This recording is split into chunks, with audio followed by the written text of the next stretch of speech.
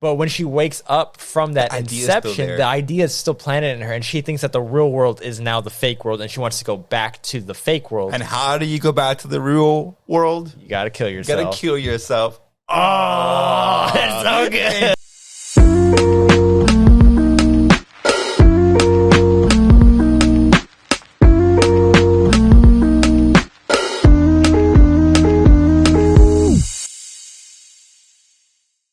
Welcome to The Fourth Act, our entertainment podcast where once a week we discuss a topic in TV, movies, and more.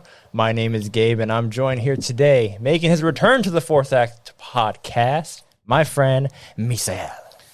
Hello, everyone. And today is a good one. I've been really excited for this one. Yeah, we've both been looking forward for this one. Real quick, though, if you haven't seen our other episode, Barbenheimer weekend. Oh, Barbenheimer weekend. We did a couple reviews. Yes. I have been gone for a while.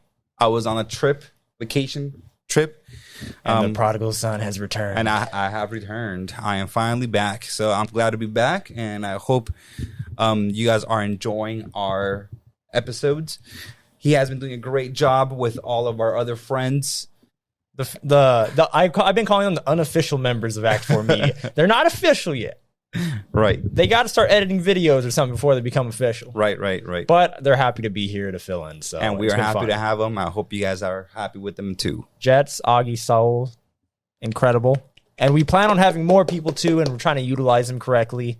But yeah, today we are ranking every Christopher Nolan movie. And that's including Oppenheimer. By the time this video is out, Oppenheimer review should be up. Check that out. Check out our Barbie review. Definitely like our video if you like. Subscribe to us. We're trying to hit 75 subscribers. That's our next goal. Right now, we're at 61. And share them with your friends and family. You know, be like, hey, I saw this video. Made me think of you. You know, I think you'd appreciate this. I hope we remind people of their family members. I mean, I hope so. We're talking about like entertainment movies and more. People like and more. You know, so all right. So if you're familiar with the podcast, our very first episode was top 10 movies. What we did is I have his cards, he has my cards, and we're going to reveal them not only to each other for the first time, but to you guys as well. Just one quick note that I wanted to make. I was waiting for you to come back on this podcast. So I just want to mention to you that the average podcast, at least I heard this somewhere. Okay. So that means it's a fact. Goes 7 episodes. Right? Like the average podcast only lasts 7 episodes. Oh, and then they stop? Yeah. So I believe this is going to be episode, I should have looked it up. 10? 9? It's either like 9 or 10. Right. Point is, we're above average, baby. Well, we recorded 4 before I left. Yep. And then we've had like 4 fill-ins. So yeah, I think this is 9.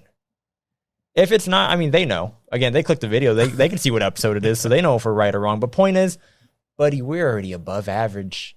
We're already doing it better than the average person. We're just having a good time. We're just having a good time. Just enjoying this. With our 61 subscribers and our 10 people or whatever on Spotify. All that goes up. It'll go up. It'll go up. With the help of you guys. So again, subscribe if you like. Without wasting any more time. Who's going first, me or you? I think last time I went first. You go first time. Here we go. So top card's blank. Get out of here. Ooh, I should do that on all of them. I thought you were using to like cover the next one. Oh, I was. Because it bleeds through. Oh, like I don't have to keep using it? Yeah. That's all right. I won't look down. I'm not a spoiler. So I guess I should just say very quickly, we are not going, oh my God, I thought you were pointing to the record. I was like, did I not press record again? The volume. Shout out to episode, whatever that was. I think 4 when I didn't record.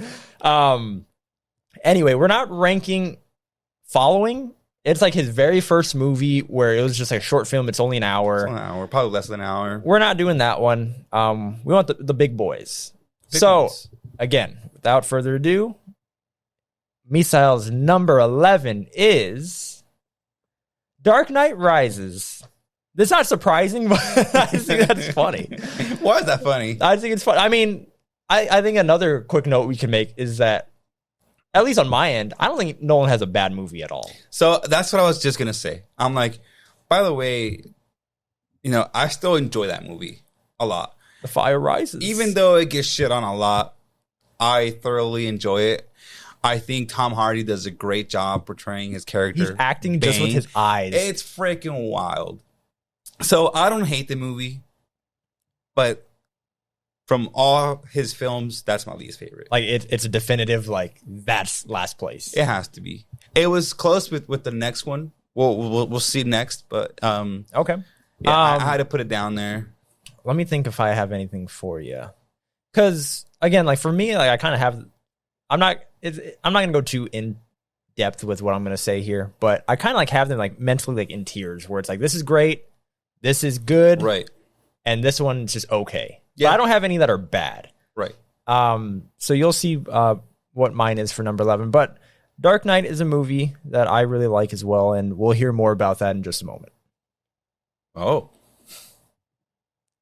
Go ahead, my friend. Unless you got more to say about The Dark Knight Rises. No, I don't have much to say. I mean, I think it's enjoyable. Acting is great as usual for any Nolan film. The action sequences, I think, in my opinion, are freaking awesome too.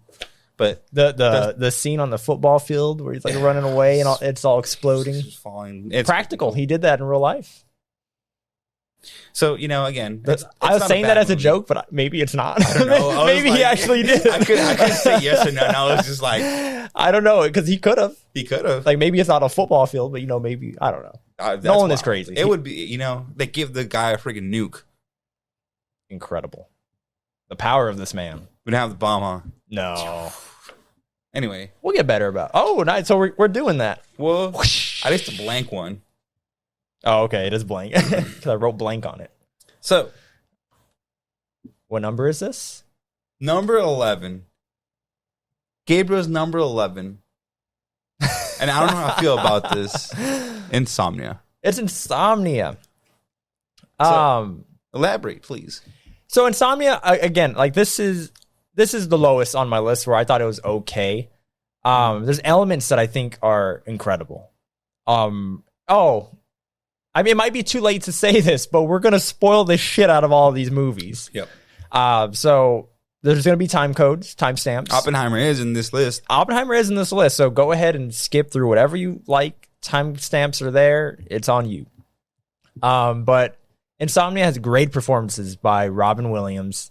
He was a piece of trash. This man, like, who's normally so lovable, is so good at playing a bad guy as well. Like, the way that he's explaining his, like, mentality of just like, oh, like me and you, he's talking to Al Pacino. He's like, me and you are the same. Like, you accidentally killed somebody, I accidentally killed somebody. And then when he explains how he accidentally killed her, it's like, that's not an accident. Like, you just murdered, you beat her to death. But just like that portrayal of how evil he is and twisted he is, and then like the mind games that are being played. Mm-hmm. My biggest knock against this is just that it's definitely not one that I want to see really like anytime soon. I would definitely watch it again if we're doing Nolan movies again, like just me personally. But I watched 3 Nolan movies that I've never seen, which are like his first 3, if we're not including Following. And this one did not blow me away, or it wasn't even one where I was just like Jets, listen to what happened. The other 2 that happened with, and I'm not trying to say that like because those are so good, this one gets knocked down. It's just that's just my way of like measuring it right now. I kind of wish that they just played more with the insomnia, because it doesn't really play a part. I mean, it's throughout the movie, but the effects of the insomnia don't hit until the end of the movie. And I thought that would have been really cool to play throughout, and that way we could see like that way we cannot trust the narrator, as in like, Al Pacino, like that way we don't trust, like, okay, so did you really see that? Did you? But like, it was still really good. I'm not even just gonna say good, I'm gonna say really good. And did you want to rate all of them as we go? Because we're still in the first round, so you can still rate Dark Knight Rises. Sure. Okay, let's do that. So out of 10, what do you rate Dark Knight Rises? Oh, for audio listeners, he's thinking 7. That's funny, because I'm rating Insomnia 7 too. Yeah. Which, if this is a grade school system, it still passes. Yeah, you're still getting your degree. That's what I'm saying. Like, I still like it. Yeah. Like, I don't have much bad to say. I just wish it stuck more. One more note. and again, maybe we'll talk more about it when you reveal it, Right. is Al Pacino in like the first act of the movie. Well, that's just in general. The first act of the movie, I was hooked. And then like as it played out, I was just like, this is still good. I'm still invested, but I'm not, I'm not blown away to Nolan standards. Right. But what I was going to say really quick, then we can move on.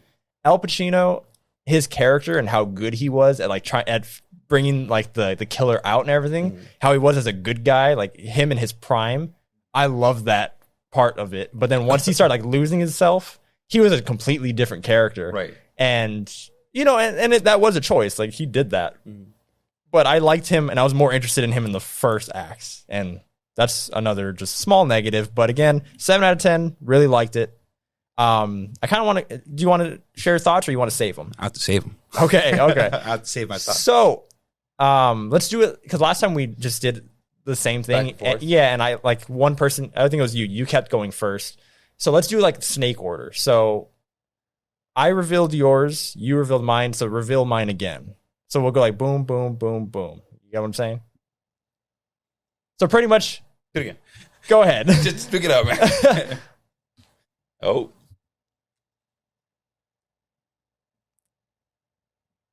Which number is it? Tenet. So Gabriel's number 10 is Tenet. Number 10 is Tenet. I almost called you Anthony. That's okay. You call me whatever you want. You call me Ken. Tenet. This one, I kind of wish that I would have rewatched because we only have so much time. Right. And I rewatched like 6 Nolan movies. Right. He has 11. And there were some that I feel like I didn't need to rewatch. This one, most of all, I feel like I should have rewatched. But overall, I just remember my reaction coming out of the theater watching it. This movie was right when theaters were coming back from COVID. Like this was the big one. It was my first movie after they came back. I think mine too. And again, this one, really good. I just feel like this one is when, again, in my opinion, when he went too far in his brain. Because we were talking about how we know how his brain works. And I feel like he was just like so this man, he likes to, he has a complex way of thinking, and the way he wants to portray his movies are very complex. You could tell he likes to mess with time, and not just like time travel or anything, but time in terms of like how he's telling the story. How he's telling the story, like it's very complex. I also didn't get to see it again, which I really wish I would have to have a better opinion. I did watch it once again after the movies. But again, I enjoyed it. Yeah, me too. And I'll give a rating really quick, and then I'll finish my thoughts. So Tenet, same thing, 7 out of 10. I do think that it's still more interesting, like where Insomnia, I'm not in a rush to see it again. Right. Tenet, and it has been a while, but Tenet I would like to watch again and deep dive.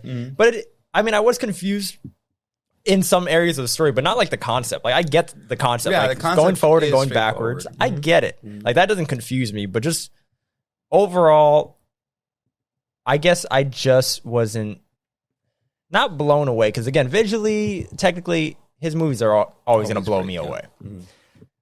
But it just didn't hit the way I wanted it to, and I don't even have a reason for it. I could also just nitpick one more thing.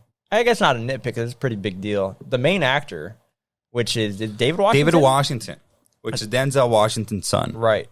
I didn't think he was that great in this. No, he was okay. And I think that's the problem. He wasn't bad, but he wasn't great, as we're used to with like Nolan films.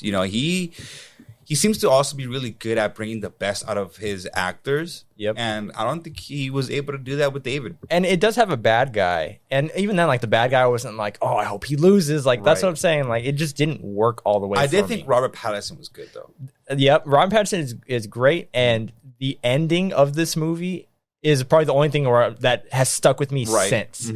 Is, we don't have to go into detail, but just the reveal of him living a life with David Washington already, but David Washington barely starting his life with him. It's wild. It's so but he knew good. too. He's just like, exactly. We're just getting started. It's incredible. At least the ending. Right. So again, overall 7 out of 10. That's my number 10. Now Misael's number 10. It's Tenet. Okay, well, continue your thoughts. Yeah, so I don't have really much more to add. you know, I kind of already mentioned what I should have picked that up I as you do, were yours, talking yours, more. I was just like, I was giving you the eye. I was like, you want to just get the other one? I should have just told you. It's okay. It happens.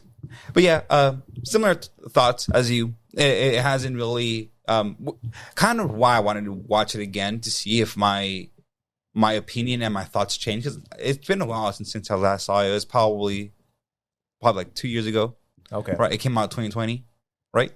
2021? Maybe 2021? I don't remember.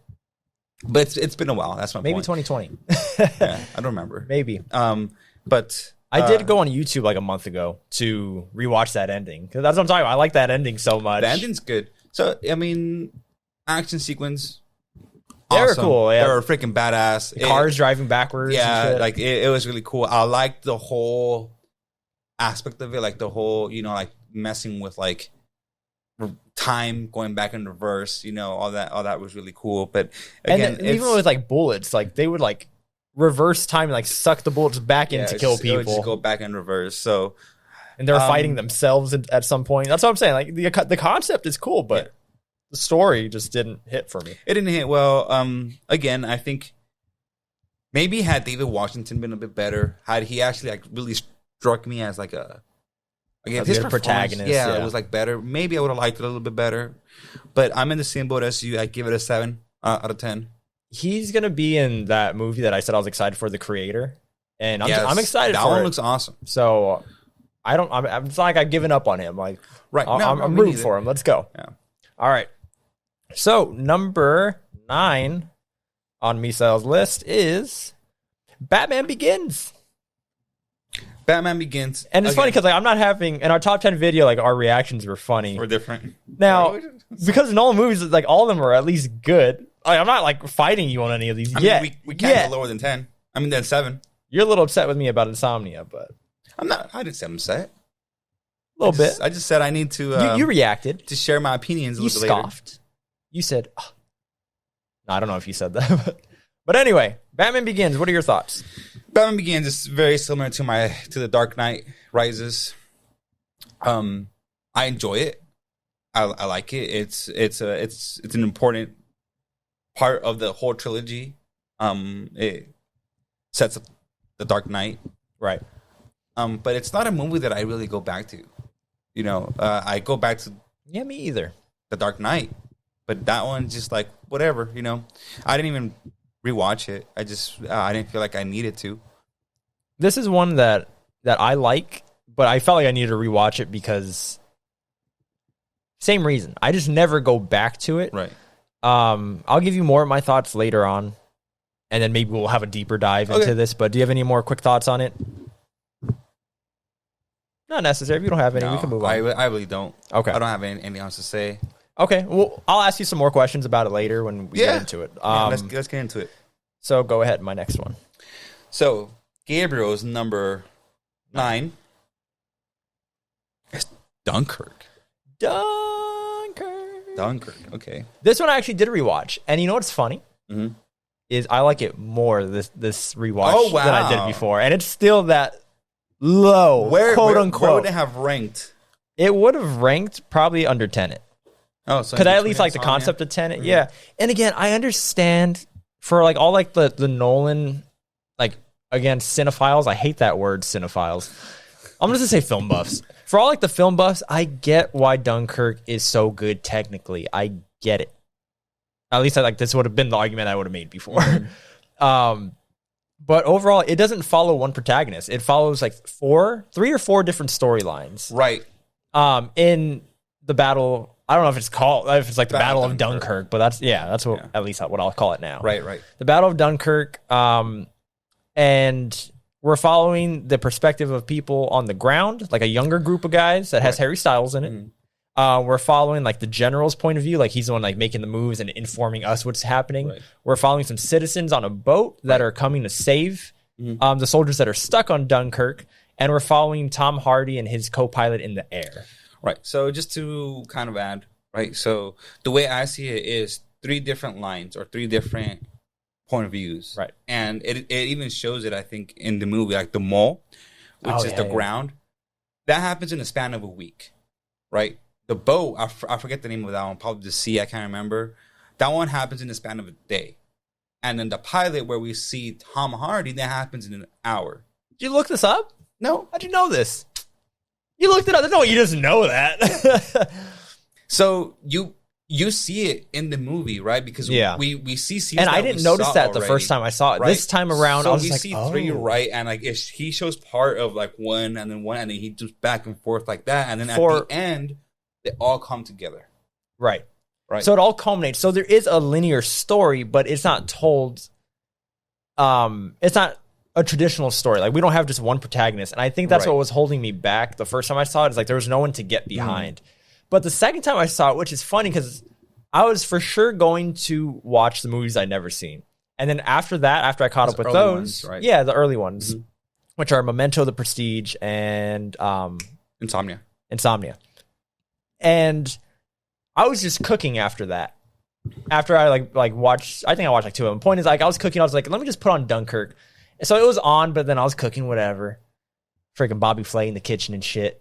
And then I was like kind of like peeking over at it because I remember it. Come down, Jeff. Oh man, we should do our bear review. Anyway, so I was like peeking over at the TV right there, that one right there. I see it. That beautiful 4K, Ultra HD. I'm forgetting all the features. Point is, I was looking at it and then whatever, I was cooking. But by the time I was done cooking, and this is important for my thoughts. Okay. By the time I was done cooking, like I was like getting invested in the story and like as it was like culminating and everything. And like, so I saw like the last like 30 minutes or not even, it was just like 30 minutes of it. I didn't see the end. Like there was like 15 more minutes at the end. Right. So I saw like 30 minutes of it and then I was just like, okay. Like while I was eating, because now I'm eating the food. So I watched like 30 minutes of it. I like how like the music goes, like it goes faster, it's more intense as it goes on. So then I saw 30 minutes of it, and then I went back to the beginning, and then I saw it all over again up to like the 30 minutes that I watched, and then I fast forwarded to make sure I finished. So I watched it in a weird like how Nolan would make it. You turned to Nolan? Yeah, I turned to Nolan. I got in his mind, and point is like I rewatched the whole thing. It was just funny how I did it, how invested I got from those 30 minutes, and it just made more sense. For some reason, it just clicked with me, which is just what happens. You know, sometimes you listen to an album and it doesn't hit the right way. Right. For some reason, everything was clicking. I was following the storyline better. I think just because I knew like I don't have to follow one person. It's about the war. It's not about any particular person or not even one point of view. It's about the whole battle. Not even a war. It's about the battle. And it's so cool. Like by the time it gets to the point where Tom Hardy not only takes out one of the gunners, like one of the airplanes. Not only does like he take one out, but then like he comes back and then takes one more out, and he's already falling by this time. He's falling. He's out of fuel. He's out of fuel, and he should be going home, but instead he turns around and saves the day again. So he saves the day like twice, and by the time that happens, I was just like, "Fuck yeah, Tom Hardy, dude!" I freaking love Tom Hardy. So, point is, Dunkirk. I could say now this is probably a movie I love. So now we're getting to that next tier, I think. Right. But Dunkirk, before I probably would have given it like another 7 out of 10, but 8 out of 10. 8 out of 10? Liked it more. I like that. So whose turn is it? Mine again, I guess. Okay. Yeah. Right? Because we're doing... Right. So number 8. So your next one, which is your number 8, Dark Knight Rises. The Dark Knight Rises, I really like. Right. Now, again, this is a favorite list. This is my list. Right. If you have problems with it, put it in the comment section, leave a like, and bounce. Nah, hang around. Yeah, talk to us. I'm not saying The Dark Knight Rises is a better movie. Again, this is my list. Right. I think, especially after watching, I think Dunkirk is a better movie. I wouldn't make an argument about Tenet or Insomnia being better, but Dark Knight Rises I really like because I do like comic book movies at least. Right. And I like Batman, and Tom Hardy as Bane is iconic, even if it's not because it's iconic. I'm not going to say it's bad, but it's iconic regardless what you think about it. Yeah. You know what it is when you see it. You know what it is when you hear it. And just seeing him taking over Gotham. and it doesn't make any sense. The plan is stupid. Yeah. But Christian Bale being Batman, coming back out of the hole and everything, and returning to Gotham. Joseph Gordon-Levitt's there as his like Robin, quote unquote Robin, and they're handling shit. And it's just a Batman story, and it's not the best, and it's not the worst, and it's the Batman story, and I like it. That's all I got to say about it. I respect that. I like that. Like I said, I do enjoy it. It's just some of these other movies just hit me more. Yeah, of course. But man, the one scene that I go to on this is, of course, like the Batman versus Bane scene. Oh, when he breaks his back? When he breaks his back. I wish they would have done it more comic booky, where like he breaks him over his knee. Because he says, I was wondering what would break first, your spirit or your body. and he just gives him like a little like backbreaker, but like it's so stiff. I wanted him like to bend him over his knee and like feel it, you know? That's just so cool. Like his voice and it everything is. That's what I'm saying. Badass. It's lame, but it's cool. Like I said, I like it too. Yeah. It's so fun to watch. And it is a good movie. Like anybody saying it's a bad movie you're lying. I mean, you can think it's a bad movie, sure, but don't try to be all like objectively, this is a horrible. Don't give me that shit. Get out of here. It's fine. It has some plot holes. It has some big plot holes, and just the whole thing with the ending too, with him having a happy ending. I don't really care that he has a happy ending with Catwoman. Like I don't. She's good in the movie too, but whatever. All right. Well, he gets his happy ending. That's what I'm saying. Like the scene at the end is cool. Something that he didn't want to let happen to him. That scene he finally allows it him with Alfred at the end when he sees him and he just shows him his drink. Like, so good. Okay. Next one. Now for your 8. Number 8, Misael's number 8 is The Prestige. The Prestige. Go ahead. Give me your thoughts. Should we give some context? Sure. For the people that haven't seen it. Sure. What was that? I have a lot to say about this movie. So, by the way, I really like this movie. Yeah, I did. This is where I go up. You love it. This is my next like step of like higher ranking.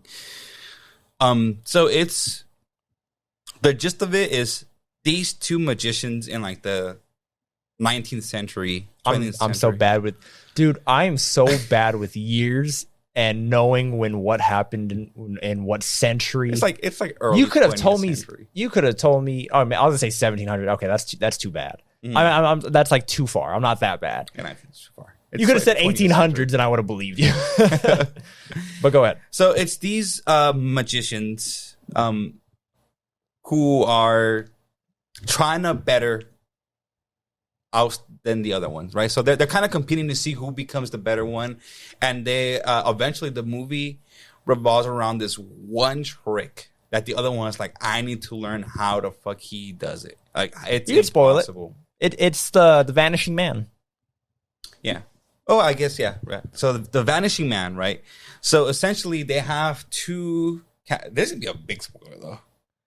It is a full go spoiler. All right, go non-spoiler now, and then when I bring it up, we'll go full spoiler. Okay. So non-spoiler. Right. So go for it. The magic trick is there's two cabinets or like two closets, right, on the stage, and so the protagonists are Christian Bale and Hugh Jackman. And let me just pause right there. I'm sorry. Just the concept alone. I didn't know what this movie was about. Right. But for anybody who hasn't seen this movie and you're just here just watching us, I encourage you to watch this movie. It's a great movie. Like without spoiling. Like without hearing our spoilers, go watch this movie because just the premise alone, Hugh Jackman versus Christian Bale as rival magicians. Is the coolest thing I've ever heard. It's like the nerdiest thing, but it's so cool. Go ahead. And Sir McLuhan is on there too. Yeah. He's the like a manager of Hugh Jackman or something. Yeah. At first, both. Yeah. So he I forgot like what his job title is. He is the inventor of the apparatuses that they use for the magic tricks, right? Because obviously magic isn't really real; it's all illusions. It's like a showrunner kind of. Yeah, showrunners. So basically, it's Hugh Jackman and Christian Bale. I forget the names. They are just competing with one another, right? So Christian Bale started working for Hugh Jackman for the show, and they had this performance where Hugh Jackman's wife would get dunked into a big tub of water. Yeah. And she's tied up. And Kristen Bell's job was to tie the knot on her arm, in her hands. And you could probably guess this. It went wrong. She couldn't get out. She drowned. So Hugh Jackman was like, I'm going to get you back for this. And like, that's what starts the rivalry. That's what starts the rivalry. However, Kristen Bell is a more natural magician. Like, he is a talented magician. And Hugh Jackman is more of the performer. He's a showman. He knows how to sell the trick. He's a showman. Like, that's his thing, right? However, he can't figure out the trick that Kristen Bell comes up with, which is, as I was saying, there's 2 cabinets, and he walks in one and comes out the other in a matter of seconds. So it's like, how does that happen? So Hugh Jackman's obsessed. Like, how, like, he tells Sir Michael Caine, like, hey, you need to figure out how he does this so I can do it. And Sir Michael Caine he says the only way you could do that so fast is if he has a double twin or a double, right? That he specifically says double. A double. You know, or a look-alike. There's no way you could go under the stage so fast and out the other side in that amount of time. So the only way is a double, having a double. So it's just this obsession of them going back and forth to the point where Hugh Jackman is like, I need to find something better. Who does he turn to? Freaking Nikola Tesla. In order to find out how to do a vanishing man or a teleporting man trick, whatever. Yeah. Now, I don't think we should spoil everything. No, that part's crazy. Because that is like you said a lot, but you're not spoiling everything. I feel like we'll go into full spoilers when I bring it up. That's fine with me. But again, that movie is amazing. I freaking love it. What do you rate it? 8 out of 10? Mm-hmm. I don't know if I gave my rating for The Dark Knight Rises. I'm assuming it's an 8. Even then. These were 7s. Yeah, but that... A 9? No, you didn't no. 9 already? I'm going to say 7. Oh, you're still a 7? Yeah. No, Dunkirk I gave an 8. So you're going back to 7 for this one? Yeah, because I feel like if you're I don't know. I'm trying to figure out like rating wise. So how are we? I guess it should be for. Rating. I guess it should be rating based off of like your taste. So if we are going based off that, then because that's the thing is I don't think The Dark Knight Rises, like even on my taste, I don't think The Dark Knight Rises is a better movie than Dunkirk. I just enjoy it more. That's fine. And I know that might not make sense to people. It doesn't have to. I just wasn't sure we were going that route. Well, I'm glad you understand, but just for people that don't understand, you don't have to. Let me do my own thing. Yeah, I think it was Spider-Man 3. Yeah. Like that was one of my top 10 movies, but I don't think it's good. Makes sense. So I'm gonna say Dark Knight Rises 7, but I just still give Dunkirk an 8. Yeah. Yeah. So 8. Okay. Yeah, I give this an 8. Okay. These are still 7s for me, which is still really good, in my opinion. But yeah, Prestige is great. Watch that shit before we get into spoilers later with it. 11, 10, 9, 8. Number 7 for Misael is Dunkirk. I already gave like all my thoughts on it, I think. So Dunkirk, it's a movie that I've seen multiple times, and I wasn't planning on watching it this time around for this episode because I felt comfortable enough. However, my younger brother put it on, and I was like, why did he put it on? He just put it on just to watch it. But like because he knew we're doing Nolan stuff, or they were watching the movies with me. Yeah, okay. So they watched all the movies with me, and he was like, "Oh, Dunkirk," and I was like, "Yeah, that's also a Nolan film." And he's like, "Oh, okay," and he put it on, and then like I started watching it little by little, and the next thing you know, I sat down and I was watching it too. It just grabs you, right? Like it's weird. It's a very intense... I mean, it's good. It's not weird, but it makes sense. I really enjoy what he did with the different points of views of war, right? We have land, air, and sea. And just like the whole, that hopelessness that you feel for the soldiers there is like, man, like it goes from tragedy after tragedy after tragedy. Like it's the situation isn't getting better for them.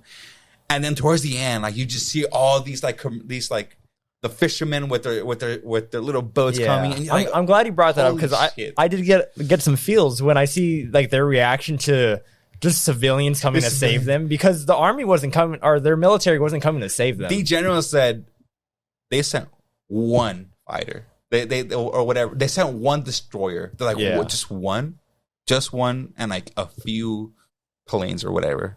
And Yeah, like, it was just a what, couple, dude? yeah. That's crazy. Like, that's just like Because they said that like, well, like where are they? Like, well, they're saving them like for the next battle. for the next battle. For the next Pretty battle. much they gave up on them. Like it just didn't make sense. Mm. Like battle wise, I don't know. I had to put it higher up for like one reason, or one of a few reasons. So the soldiers, they're like, wow, like we're a failure. Like we failed them, right? Like we had to leave Dunkirk. You know, we had to go back home. And this is towards the end, right? They're on the train, right? But they're already talking about it like, damn, like we're failures. We completely failed our country. They're gonna hate us. They're gonna look down on us or whatever. And then on the train, like they're knocking. Like you can see the people. They're like, wow, like welcome back home and whatnot. And like, Yeah, Harry Styles, is, the one. is like, don't look. he's know, like he's whatever. legit like that. He's like this, Like like, he don't- feels embarrassed that don't they look. didn't, because he's the one that's really ashamed because he's just like all we did I was forget- survive. I forget Like, the name of the other guy. yeah, I don't know either. And he didn't then- even say much in the movie either. No. Like he did great, but Right. he didn't have any lines or character really. Right. He had And a then- character. I'm sorry, I'm shitting on him, but Oh he my did God. well. He did I well. was like, okay. He did well. And then they're handing out beers and like, oh shit, they're like, what? They're like, welcome home. They're like cheering them on. They're like, no, you guys made it back, you know. Yeah. And I think at one point, at the end, right? Or no. This is them getting off the ship. There was, I think, a blind guy or something. He was handing out.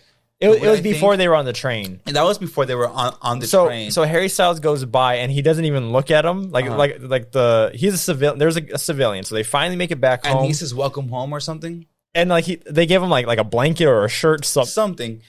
And then So Harry that's Styles is like, what for? All we did was come back home, and he's like, that's all that matters. or yeah. something. Is it like that was good enough? That's good enough. Or something like that. But yeah, so he gives him whatever and he walks by, and then the second guy that we're just talking about right now, that doesn't say much. main guy. He talks to him and finds out that he's blind. Yeah, because he grabs him. Yeah. So he realizes that he's blind. But when Harry Styles and that guy are on the train to go back home, Right. Yeah, I just had to go back to mention that. yeah, part. the Harry Styles, the Harry Styles. He's like, did you see that guy? Like he couldn't even look at us, so he didn't realize that he was blind. So he still feels like the shame, and just all the little touches like that. Like who thinks of that? Like, it's so good. And again, Tom Hardy, phenomenal. Like he portrayed the emotions so well, like through his eyes. Because again, for some reason, Nolan's like, let's cover his face again. Let's cover his nose and mouth. And Well, so I did delve into this. I just had to. And he did say that he got him for that role specifically because he thinks he has the most expressive eyes. okay, he's And like, he's then- done it before with me, so Right, might with as well Bane. cast him again. And then I later learned, and again, I noticed it this time, but Sir Michael Caine's in the movie with the voice. So Where? the radio guy calling into the plane, that's his voice. That's Okay. that's Sir Michael Caine. Cool. And I then, didn't and then notice. after reading that, I was like, oh shit, that's Which is definitely weird because like him. That's so he has cool. he has a very like definitive voice, so it's weird that I didn't pick that And I up. was like, oh, shit, that is Sir Michael Caine. That's Yeah. crazy. So again, that movie to me is incredible. I feel love it like a just lot. talking about it with you, like I feel like if I watch it again, I'll like it even more. Dude, it's really good. And Yeah. again, I like the approach that he showed those three different fronts. And again, that whole messing with the time was, that's his thing. Yeah. The land is 1 week, so there's more to tell there. Right. I I didn't realize there was a difference in time until this rewatch. So it's barely my second time watching Right. it. But when like the plane goes down, when Tom Hardy's friend or co-pilot goes down, a boat starts going up to him. Yeah, remember that? But then earlier in we'll the see it movie, or maybe later in the Later movie, in because the I movie. watched it weird. The boat we're watching the perspective of the boat, the civilian that goes to save him. Yeah, the kid helps him break Yeah. the freaking thing, the glass. So like the timeline was weird. I think that's when I started paying attention to Right. it. Or else it's like, oh, like it is So indifferent. I like that. Yeah, I what like a- that aspect. Why can't he just tell a linear story? He I can't don't know, do he it. But I like it. And again, Cillian Murphy, even though his role was Oh small, yes, he was so good. he plays a coward in this one where he's Or the earlier. soldier with PTSD. Yeah. So again, well, that's the yeah, I thing. should call him a coward. Yeah, but- so that happened days ago, right? Right, yeah, like, 'cause we see him in the land boat. is 1 week. He was in Right. the boat. He was helping at Harry night. Styles, and then Yes. at night. But then and he's fine. he got sunk. Like, he looks normal. He's Yeah. fine, and he's just like, no, you guys can't come on the boat, but like hold on to the rope, whatever. Well, no, he said you can't. Like, you have to swim back. Yeah. So they just hold on. It to was the the rope. French guy. So that's the other thing. The French guy who was trying to sneak back to England. Yeah. So the enemy. No. Right? No. Wait, wasn't he German? I thought he was German. No, he's French. So the British or the English were there to help the French fight off the Nazis, which, by the way, we don't see at all. We just know that they're getting shot at. That's what I wanted to bring up to you when I was watching, is that we never see the enemy. We just see them being shot at. We see bullets flying at them, and we see like planes, but we never see them. So it's the Nazis, and France has lost control of their land, so that's why the British are like, all right, we need to leave to prepare for the next battle. And they don't let French on the boat. Right, because it's only for the British. See, this time when I was watching, I thought he was German because he was burying a body. And then he like, you can assume that he stole the clothes from him, pretending to be. Because the guy had a feeling. The other guy, the one that was quite. That's why he doesn't talk to him. He doesn't. Yeah, he sees him. But and then inside the boat, they ask him to talk, and he speaks in French. Like, they call him a froggy because they call him froggies. Ah, okay. And they're like, send the froggy up because they were being shot at. Yeah. And I remember that. Well, point being is, he was the one that he was like, okay, you've been helping me. Here's the rope. Hold on to it, you know, and they were little schemers. They found their way, like they were survivors. That's crazy. So that's why I love that movie. It's so good. And I lost my train of thought. And so it was just these like little things that just kept happening. That was just like, this is such a good movie, and like just the portrayal of the overall battle, and like the sense of like hopelessness. You know, the general at the end. I'm sure you remember this. They all leave, and he closes and he stays. And he says, there's still 300,000 people out there, and I still need to help some of the French. Yeah. So cool. Like, oh, that's so badass. So I read into that, and that was a real person. And I was like, dude, like someone actually did that. That's fucking brave. That's some gangsta ass. That's some gangsta ass shit. But anyway, I'm kind of running dry. You want to make a quick pause? I'll promote the channel. You go get us some more drinks. Starting now. Go. So during this quick little halftime here, again, if you're this far into the video and you're not subscribed already, that means you like us. Go ahead and hit subscribe. We got way more cool content coming up. Like the video, comment, give us your list. And I've run out of time. Here he comes. All right. So was that 2 in a row? So we're like tied 5-5 right now, right? I think so. Now it's your turn. 1, 2, 3, 4. Oh no, do you only have 4 for me? Because I revealed Dunkirk for you. We did 2 in a row for you, so no. Now you got to pick up 2 for me. Oh, okay. So what are we on? 11, 10, 9, 8. We're on 7 for me. 7 for you. So then it's going to be, 7. So yeah, Dunkirk. Oh yeah, rating. 8 out of 10. 8 out of 10. Mm-hmm. Okay. Such a good movie. Definitely watch it if you haven't. Watch all of these movies if you haven't. Watch them all. Absolutely. Watch them all. Number 7. What? You don't like? It's number 7. I don't know how I feel about this. Oh, here we go again. It's interesting. It's interesting. Oppenheimer, I have a number 7, and it's so we just seen this one. Is our first time that we're able to talk about Oppenheimer. So if you haven't watched it yet, don't back out. Just go ahead and fast forward. We got plenty more good shit to talk about. But Oppenheimer, I mean, I didn't think that was a bad spot. I have it above movies that I've seen a couple times. It's above number 7. Dark Knight Rises.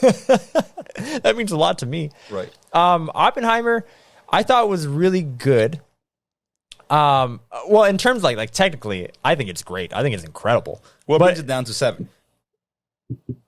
Oh, sorry, I shouldn't have. No, that's okay.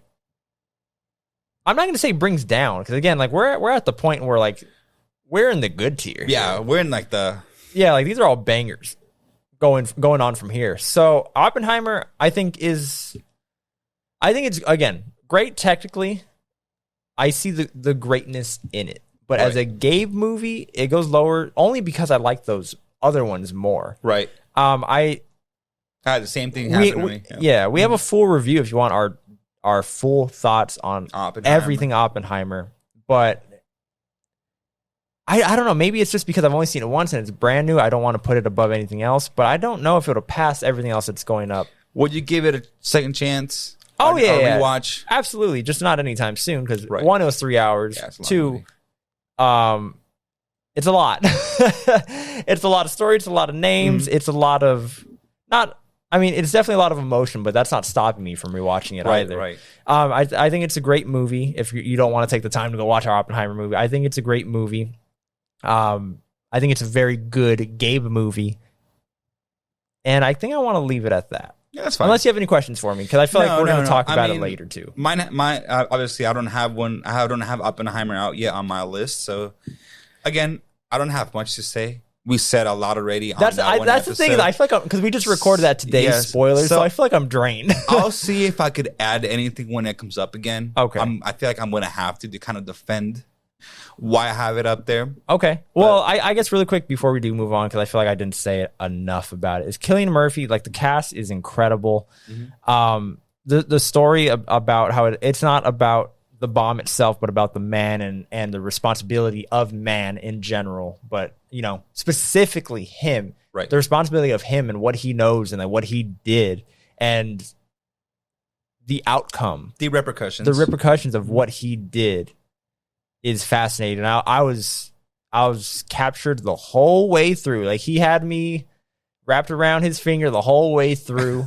I do have some criticisms with it. Like I don't think it needs to be that long, but again, we talked about it in our review. I don't think I would cut out much either. So it's kind of like I'm contradicting myself there, but I really like it. It's just like for me, I just wouldn't put it above a lot of the movies that are coming up. So I'm gonna leave it at that. Okay. So we go gun with you, right? Yep, number 6. So hit Gabriel's number 6. Batman Begins. Batman Begins. I really like this movie. I think this movie is kind of underrated. I mean, it's Nolan, and it's the first Batman movie that led to The Dark Knight, so it kind of feels weird to say that's underrated. Right. I just think that's not underrated, but underappreciated. Okay. Where even though it gets some love, this is a really good movie. It shows the origin of Batman, but just the way, and I know by now we're tired of the origin of Batman, but this came out in 2005. Yeah, 2005. Mm-hmm. Yeah, that's a long time. Dude, what is that, 18 years ago? A whole adult this movie is. I do remember, even though I ranked it low on my list, again, it was because I just enjoyed the other movies more. But it is a movie that I remember going to the freaking theaters for, and I remember like seeing it the first time. And I didn't watch this in theaters. It was cool, I really enjoyed it, and I enjoy it now. It's not a movie that I watch often. Yeah, and that's the weird thing. The second one, Dark Knight, that's the one that I usually that's the go-to on. But this one is really cool how they fit so much into this. For this just being like a Nolan realistic take on it, I think Gotham looks the best in this one. Gotham City itself, dark. Yeah, it has a more accurate portrayal of what Gotham City is. It's more comic booky. Where in The Dark Knight, it just looks like Chicago with the black building. Center. So this movie, I really like how it's about carrying the family name. I mean, not that Batman is carrying the family name, but what he's doing is important. And just Alfred and his relationship, and with Lucius, how he builds the Batman character with them, and just as an origin movie, it's really good. Just as a movie, it's really good. And even in this one, Nolan plays with time. He doesn't just tell it linear. I know it's. Yeah, he can't tell a linear story, and I love it. I'm not complaining. It's just so funny how he's like, I'm going to tell a Batman story, but it's going to have flashbacks, and it's about how he trained. It's going to be all kinds of stuff. Yeah, it's jumping back and forth. This movie's really good. I think that his logic is full of shit at the end with Liam Neeson. Oh yeah. When he's like, I don't have to. I'm not going to kill you, but I don't have to save you. Like, well, I mean. Oh, think about Spider-Man. With great power comes great responsibility. So. It's your responsibility is to save him then, right? If you're whatever. I don't hate it. I just think it's funny. It's funny logic. But regardless, Batman Begins. I don't even think I ranked Oppenheimer either. But I had given Oppenheimer 8 out of 10. Watch the review for more context. Batman Begins, same thing, 8 out of 10. 8 out of 10. Your turn. So your numbers, Misael's number 6 is... No, it's not 6, is it? It's 7. No, we're on, because I think I'm hiding one. 11, 10, 9, 8, 7, 6. Okay, so 6. Misael's number 6 is Memento. Did you watch this movie for the first time? I did. And actually, no. I watched it once when a long time You were ago. too young to understand. I was too young to understand. It was just on. I think even now I was too young to understand. Really? Wow, okay. That movie was it was something else. I had to and you still have it this high. That goes to show how good it is. So I told Anthony, because I watched it with I'm Anthony, by the way. with my brothers. I'm both Sorry. Gabe and Anthony. It's okay. Gabe and Anthony. They got to learn. It's okay. And I told him, I'm like, dude, I was watching it with my brothers, and I remember at the end of the movie, the three of us just like looked at each other like, what? This was the one you were talking about? Yeah, Because like, you had told me what that. happened? But again, I watched this by myself, so I was just like enthralled the whole way. it's wild. It's a ride. This movie is like, it's a trip. Dude, I'll give my thoughts later, like I'll expand, but like 15 minutes in, like Jets was doing laundry, she came back in, and like 15 minutes in, I was just like, girl, this movie, I was like, like explaining it to her, and we're only like 15 minutes in, and she's just like, oh, that sounds cool. It was wild. I was just like, I remember again, it was maybe like 20 minutes in, I was like, I don't think I fully understand what's going on in this movie. But I was intrigued. And this one is like the one that really shines and shows Nolan as like the way he likes messing with time. Exactly. Because it's like, the way I understood it is that we had the start, the beginning and the end. And he was going back and forth. Like this. Yeah. You know, like... So, the way that the story's told, and I picked up, like this movie, honestly, I'm surprised, did not confuse me at all. Really? Like, I had no... Because it took me a while to kind of grasp it, but man, I was like, I don't think I fully understand what's going on. So, after it was done, whatever, I looked up, like, a YouTube video. Or it was, like, days later. Because this was, like, a couple days ago. So, like, maybe, like, 2 days after I watched it, I looked up a YouTube video because it got recommended to me. Because I watched my movies on YouTube. So, I looked up Memento, rented on YouTube, whatever. And so it was recommending me this video of Christopher Nolan actually explaining the story and how it's broken down. But from him explaining that, I was just like, I'm surprised I got it. Like, I'm surprised I got it the first time. Because, again, I didn't understand what he was doing with Dunkirk until the second time I watched it. So anyway, enough patting myself on the back here. Let me just tell you like what I got from it, or what is true, because now I heard him. So the black and white scenes, similar to Oppenheimer, how he uses them. The black and white scenes are going forward in time and progressing that story. And then everything else is, like, the color scenes are going backwards. Until we hit a point where they kind of, like, clash. And that's where I got confused. Yeah. I was like, what is going on here? Like, I thought I understood what was going on. Yeah. And so where did it lose you? It lost me where... Or even till now, what don't you understand? What don't you think you understand? I understand it now. Because I did do like some reading. So I do understand it now. But before I did that research, right, I was confused with the old couple. You know how he was supposed to be like this, like insurance guy? Oh, yeah. And he was talking about his, he was remembering the couple, the lady with diabetes, right? And Because I'm trying to remember his job title, but he works for insurance to see like if they're gonna cover this couple's. That's made up in his mind, right? So, what is his? He's an insurance. He's like an agent for insurance that does investigations. Like an insurance agent, that does investigations on patients to see like if they're faking it. In other words, to see if they're going to cover it, right, or if they're going to be stuck with the bill. And I mean, at the end, again, spoilers, we're going to ruin this shit, but you should really watch this movie if you haven't seen it. Absolutely. Like, dude, watch this movie.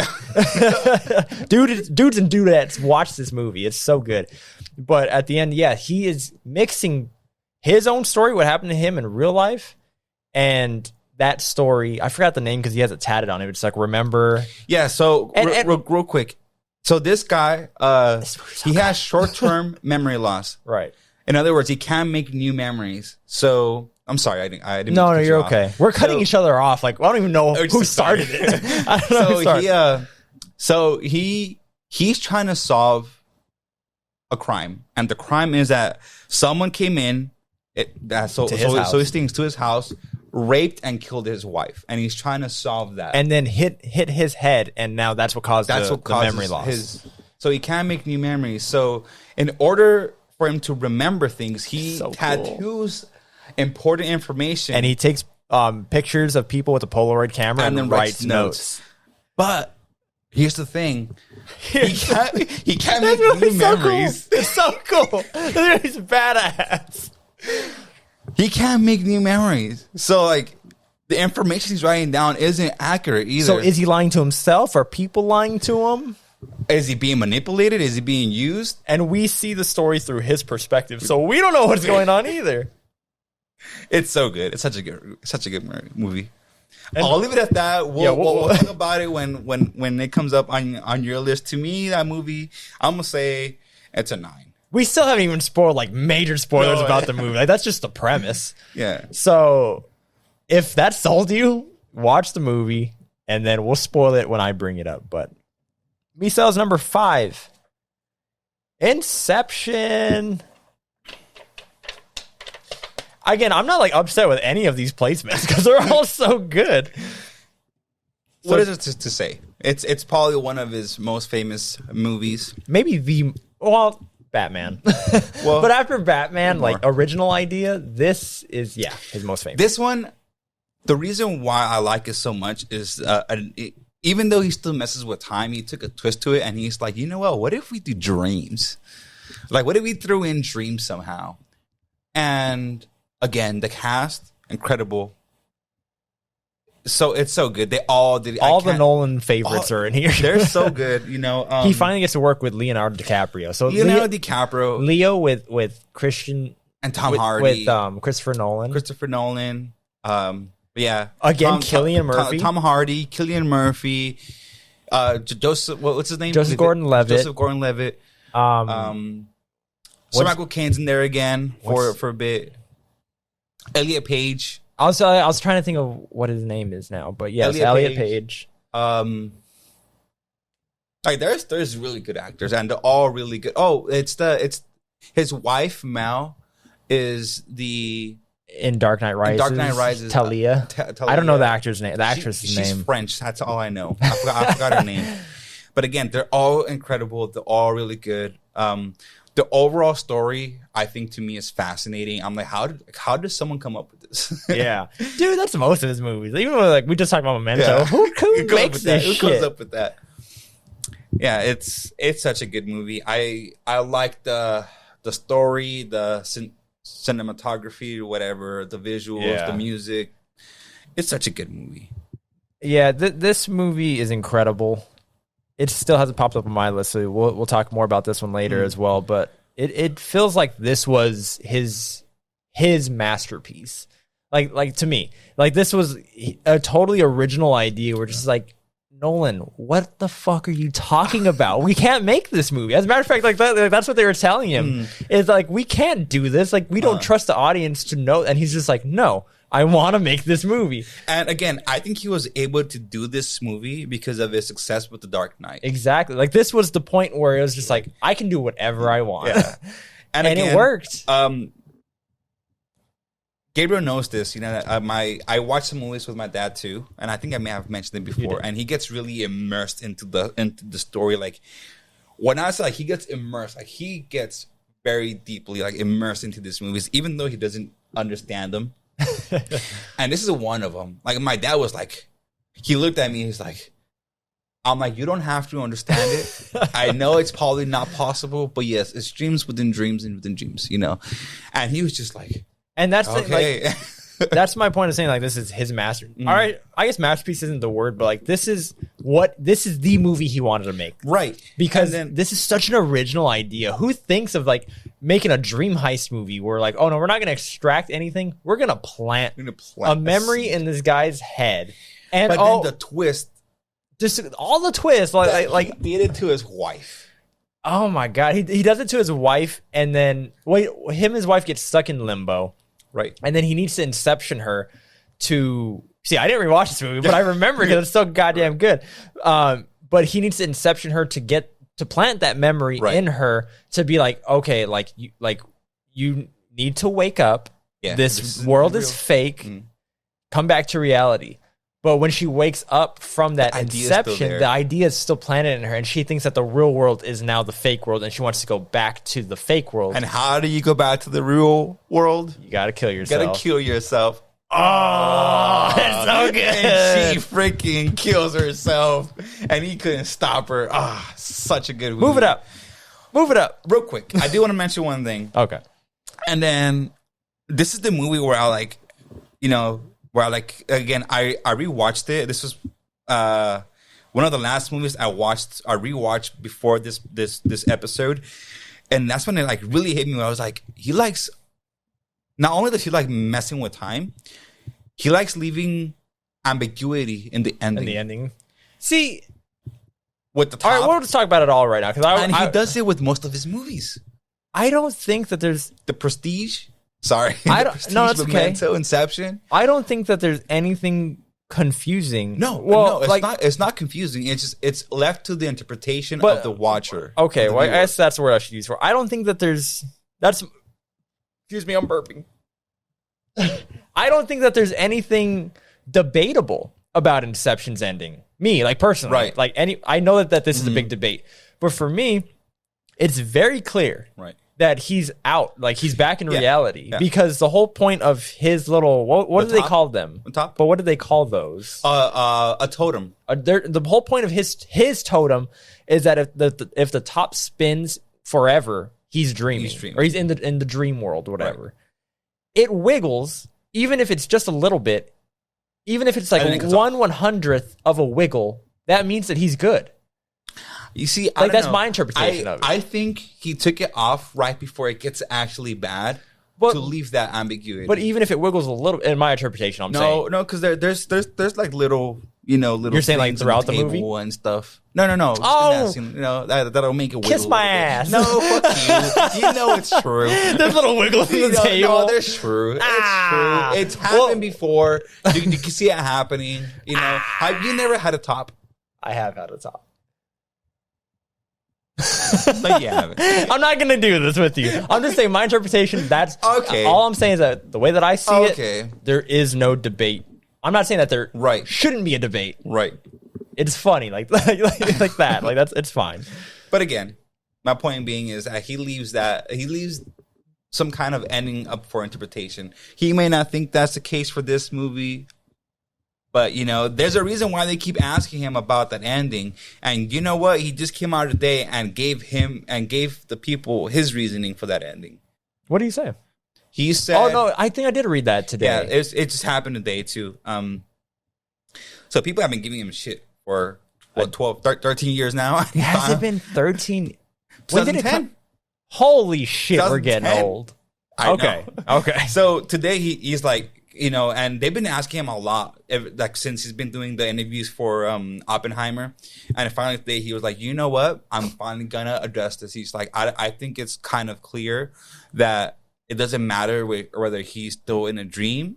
That's what it was. World. He said the point is he thinks it's real, right? He doesn't care anymore. He's with his family now. Yes. And I get it. Yeah, that is the point. Regardless of the debate, we're not. It's real to him. Right. So, all right. 8 out of 10. 8 out of 10. Okay. 9 out of 10. Oh, we're moving up. We're up a tier. I thought about it. 9. Okay.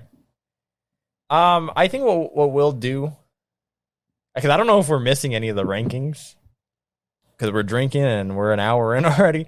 We'll rank them afterwards too. That way I can edit in. Oh, that's every time we talk about the movie. But still, keep going. I'm just saying, just in case we miss, we'll go back and rank them. And Anthony's number 5, I think it is. Let's see. 11, 10, 9, 8, 7, 6. Yeah. His number 5 is Memento. Which is crazy. Like, okay, so now we're entering top tier. I know. My top 5 here are just like, you have to see these movies. Like, these are I'm going to recommend to anybody. Like, if you like I started movies at number all. 7. Or 8. Okay. Memento is the whole Nolan. The whole Nolan. Memento was so cool. Again, like 10 minutes in, even dude, the way that it opens with the Polaroid camera and he's like shaking it like that, yeah. And then the picture is getting is it getting better or worse? Because it's going backwards, so it's getting worse, right? No. Because he's shaking it. No, so he he took the picture, right? Took the picture, so he shakes it to actually display it. So it actually, I forgot the word. In real time, yes, but isn't it going? It's going backwards at first because it's like rewinding time. Like the very opening. Oh, you're right. It's getting worse then. Yeah, because Jets is a photographer, and she would tell me that like actually like when you, I don't know if this is true by the way. You can shame her in the comments. She said like actually like shaking a Polaroid makes the picture worse. Like it messes with like the coloring of it, like the paint. I don't know, not paint, but you know what I'm saying. Right. So he was shaking and it was getting worse. So I was watching, I was like, oh, Jets is right. And it was getting worse, but then it reveals that it's going backwards. So I was like, oh, okay, like that's cool. So it already immediately is telling you like I'm going to mess with time. But just like that opening shot of it, it looked like a video game to me. Like it looked like a first person video game because he's just like shaking and then it goes back. And he's shaking and it goes back. And already I was captured by this movie. And again, by like 15 minutes, I was like, this movie is so cool. Like he shows the end at the beginning. Yeah, I didn't know if he was a detective at first. You learn later, but like, so whatever. He works for insurance. He is an investigator of some sort. He has those skills. And the fact that right away he kills somebody immediately in the first minute. It's not a spoiler. And again, we're gonna spoil this movie. I recommend it to the fullest. Go watch it. Skip forward if you don't want to spoil this. But he kills somebody, and then it turns out like we're following this mystery. Again, the black and white scenes are going forward, the color scenes are going back, and we're learning more about this story. Huh? Well, I don't know what I just said, to be honest. Colored is going backwards, black and white is going forward. Whatever, I don't remember. Watch it. But watch it. Watch it. But point is that we're learning more about him as a person as he is. And we're meeting these characters, and long story short, I'm not going to explain the whole story because even if you are in the spoiler section of this, it's your responsibility to watch this movie. So we're learning that people are taking advantage of him and his condition. That's what he keeps saying, my condition. People are taking advantage of his condition and are using him to do things like Carrie-Anne Moss, the girl from The Matrix. Mm-hmm. She's using him to kill the cop, which is the guy he kills at the beginning. Well, also her boyfriend. No, the cop kills her or uses him to kill the boyfriend. Oh, that's right. Yeah. Yeah, because we're going backwards. So again, the way that he tells the story is that we're learning more as we go back in time. Who thinks of this shit? He does. Nolan. Or his brother, because his brother apparently wrote this. His brother helps him a lot for every movie. Remember, we talked about that yesterday, and then I was telling you that I had just found out, and it was because I saw that video. He was saying that his brother actually wrote this. I didn't know that. Yeah. We should watch the video after. Or if not, I'll just send you the link. You watch on your own. It's like 20 minutes, but he's explaining like the timeline and what the colors mean, all that. But point is, all these people are using him and his condition to get their evil deeds done. Right. And ultimately, those don't matter. But they're still interesting to the story because we're revealing more. Right. And there's a really cool scene in the mill with Carrie-Anne Moss where she knows about his condition already, and he comes over to her house, and then I know what you're. Yeah, and she's like making fun of him and his wife, and saying like your slut wife or like your whore wife, whatever. And she's like I can say whatever I want to you, and you're not going to remember anyway. Like she's taking advantage of his condition. He gets pissed off and eventually hits her. I think like a couple times, but he hits her. She's bleeding and shit. And then she's just like what? And she still when she came home, she stole all the pens and hid them because he writes himself notes. Right. So then whatever She's taken advantage of him, took all the pens already, pissed him off. He hits her, beats her. She's all bleeding. She goes outside, waits in the car, and then he's just like, gotta remember, gotta find a pen. And he's looking for gotta find a pen. Yeah, and he's looking. He keeps repeating what happened. Yeah. And there's no cell phones. This was made, I don't know when it takes place, but this was made in the year 2000. Yeah.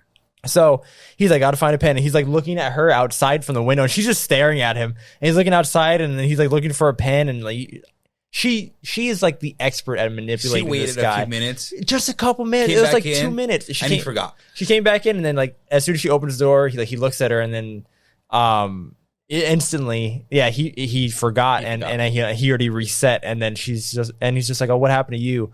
And then she's just like what do you think happened to me? And then it's like, so and so beat me up because you told me to go over there. So it's just this fake story that she made up, but she's so good at manipulating him and his situation.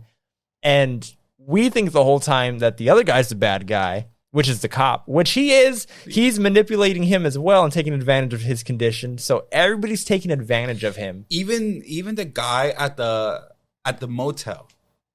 Oh yeah, Remember, yeah. At one point, to raise his rent or whatever. You have like two rooms or something, and he's like, "Wow." Then why do I have 2 rooms? He's like, "Well, it's because like we know about your condition, and we wanted like to." He should have told him like, "Oh, we're just using you." Yeah, he pretty much tells him, and he's like, "Well, thank you for your honesty." Played by Guy Pearce, by the way. Oh yeah, Guy Pearce. Right, Guy Pearce. Right? Something Pearce. I'm pretty sure it's Guy Pearce. Am I messing that up? Yeah, you go ahead and confirm that for me. No. I'm pretty sure it's Pearce. It's Pearce something or Pearce. So I'll explain I'll explain even further what's happening here. So everybody's taking Guy Pearce. Okay, perfect. So everybody's taking advantage of him. Which, by the way, Guy Pearce is in Iron Man 3. Mm-hmm. And now I'm more upset than ever. I've never been an Iron Man 3 hater because of like the Mandarin reveal. But now I'm upset because Guy Pearce is so good. And all I know him from is Iron Man 3. And they just misused him. He should have done more. He should have lived. We should see more of him. He killed it. He was so damn good. Like, this is one of my favorite characters of all time now. Just because of how weird that is.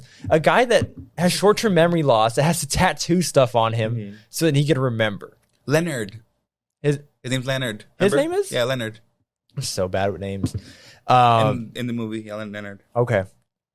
So, as I was mentioning, everybody takes advantage of him, and then at the end it's revealed even he takes advantage of himself. It's so good. So, it's revealed that the whole time that he already killed his wife's rapist. And turns out that his wife actually survived the attack. Which, by the way, I believe everything he says. I know that there was a discussion, or at least like I was watching some kind of funny videos, and they were talking about like whether or not we should believe the cop. I forgot his name. Whether we should believe the cop, but I'm talking about from a writing perspective, from Nolan. Why would he be lying to us? Like, that just doesn't make any sense. And the cop is actually what's his name? Yeah, I see him. He's a big actor. Yeah, he's in Bad Boys. That's what I know him from. Joe Pantoliano. Okay, yeah. I only know him from Bad Boys. I can't remember anything else he's from. But he's great, too. He's killed it. Good. But anyway, so he finally reveals to him. So he's the guy that he kills in the beginning of the movie. Right. But we're rewinding all the way back to the reason why he even wants to kill this cop character is because he made a note to himself to search for him. Yeah. To kill him. But let me rewind. Don't trust him too. Yeah. Don't trust a word he says. So let me rewind just a little bit further too. In that scene where the cop character is revealing to our protagonist here, he's revealing to him like, I was the original like case manager or whatever, like the cop that was like covering your case, and like I felt sorry for you and I helped you find the killer or the rapist, whatever. You already killed him. Your wife isn't dead. She's actually the one that has diabetes, and you're mixing the stories up. You're mixing the stories up from, because the whole movie we're explaining that he had this one case where this one guy had short-term memory loss, but he thought he was faking it. And they're doing all these tests where it's like, he's faking it because even if he has short-term memory loss, his body should remember the shock test. They're doing a little shock test, and his body or mind should remember that don't touch this piece because you're going to get shocked, but he keeps failing. So because his body doesn't remember, his body, quote unquote, doesn't remember, that means that he's faking it. And I understand that if you don't know what I'm talking about, that you're confused right now, well, guess what? Watch the movie. That's your fault. But if you have watched the movie, then this makes total sense to you. So point is, I'm just going to fast forward a little bit. Point is, he's mixing the stories together. He is actually using his condition to repress all these feelings and memories, and is giving himself purpose because his wife left him. Go ahead. So he gives himself purpose. He needs meaning in life. He gives himself purpose by taking advantage of his condition and giving himself a purpose by finding new people to kill. So he is a goddamn serial killer. He's a murderer. You didn't talk the main thing that I wanted you to talk about. Go ahead, bring it up. There's a lot in this movie. He actually ended up killing his wife by giving her too much insulin. Well, does he? That was him. Okay, because that's something I didn't consider. Because that was him. He is mixing him, like not you. He is mixing the stories together. So I'm kind of confused on what happened. My understanding was that he made all that up. That's all in his mind. Well, his wife definitely got raped and assaulted. Yeah. But that story of that old lady and the old dad, that's actually him and his wife. See, my interpretation, I didn't think so because let me just tell you my interpretation just in general. All of it. So that case was real. That the other guy, I forgot his name, but the case, the guy that he was like whatever investigating. Right. Because they said for sure, at least the cop says that he was a con man. So, like, you revealed him as a con man, and you were right. But his wife didn't have diabetes. Your wife had diabetes. So, I guess I'm, like, figuring it out right now as I'm talking to you as well. So, I didn't get... Because it just sounds like, I guess from a writing perspective, it just sounds like too much. Where it sounds like, okay, she got raped and assaulted. And, no, because he does mention that she left... He said that she left you because she thought you were faking it. Watch it. Let's move on. Well, point is that he is mixing the stories together. I don't think that he killed his wife. I don't think so. I think he does. You think he does kill his wife? I won't get into that anymore because we've already spent plenty of time on this one.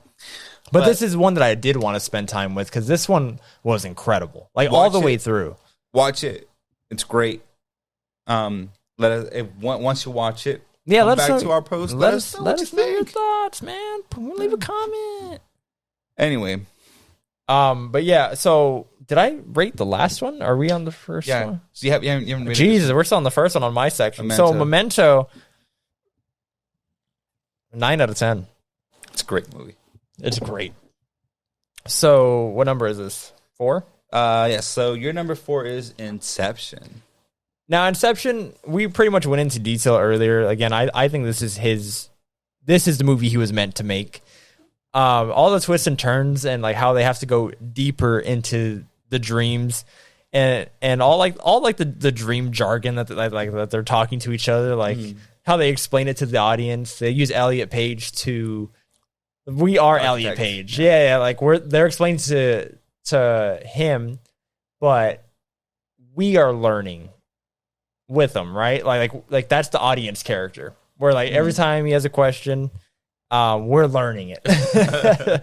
So, there's not much to say because I kind of like went all out when we were talking about Inception earlier anyway. But I guess the reason why it's so high is just I think it's incredible. I didn't even have to rewatch this movie.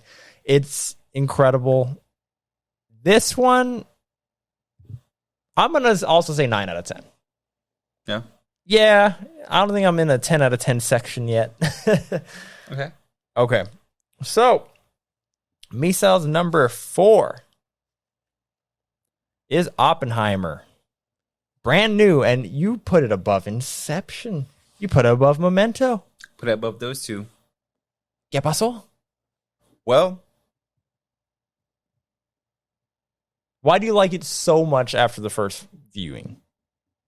There's a chance that I'm still kind of high off of it, you know? Yeah. As we like to call it.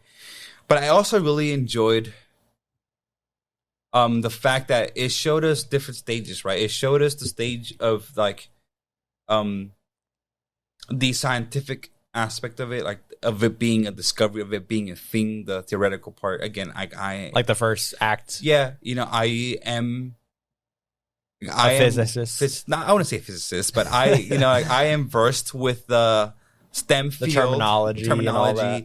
So I was really looking forward for this movie because of that, and just because I also enjoy history.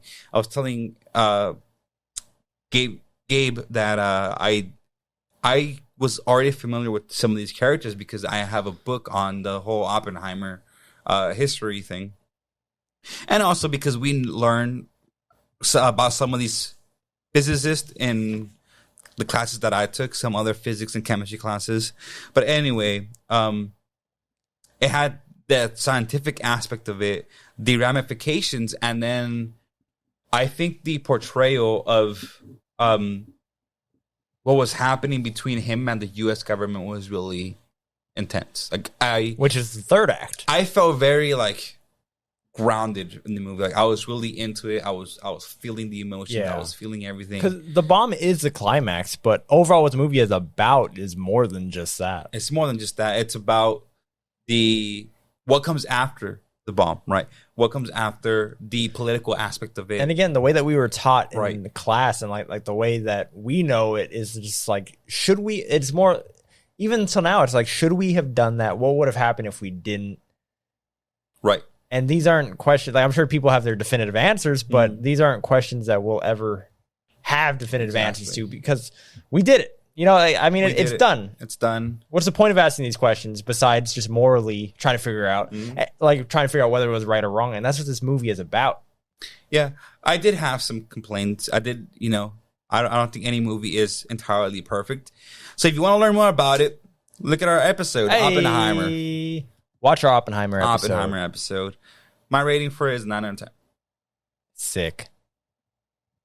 Didn't you rate it 8 out of 10 on the review? Did you say 9? It doesn't matter because this is the newest version. It's the newest version. As it's sinking in, it's been 24 hours now. We're moving up. It's not 9 We're at 9 out of 10. You also gave Barbie a 9 out of 10, right? Mm-hmm.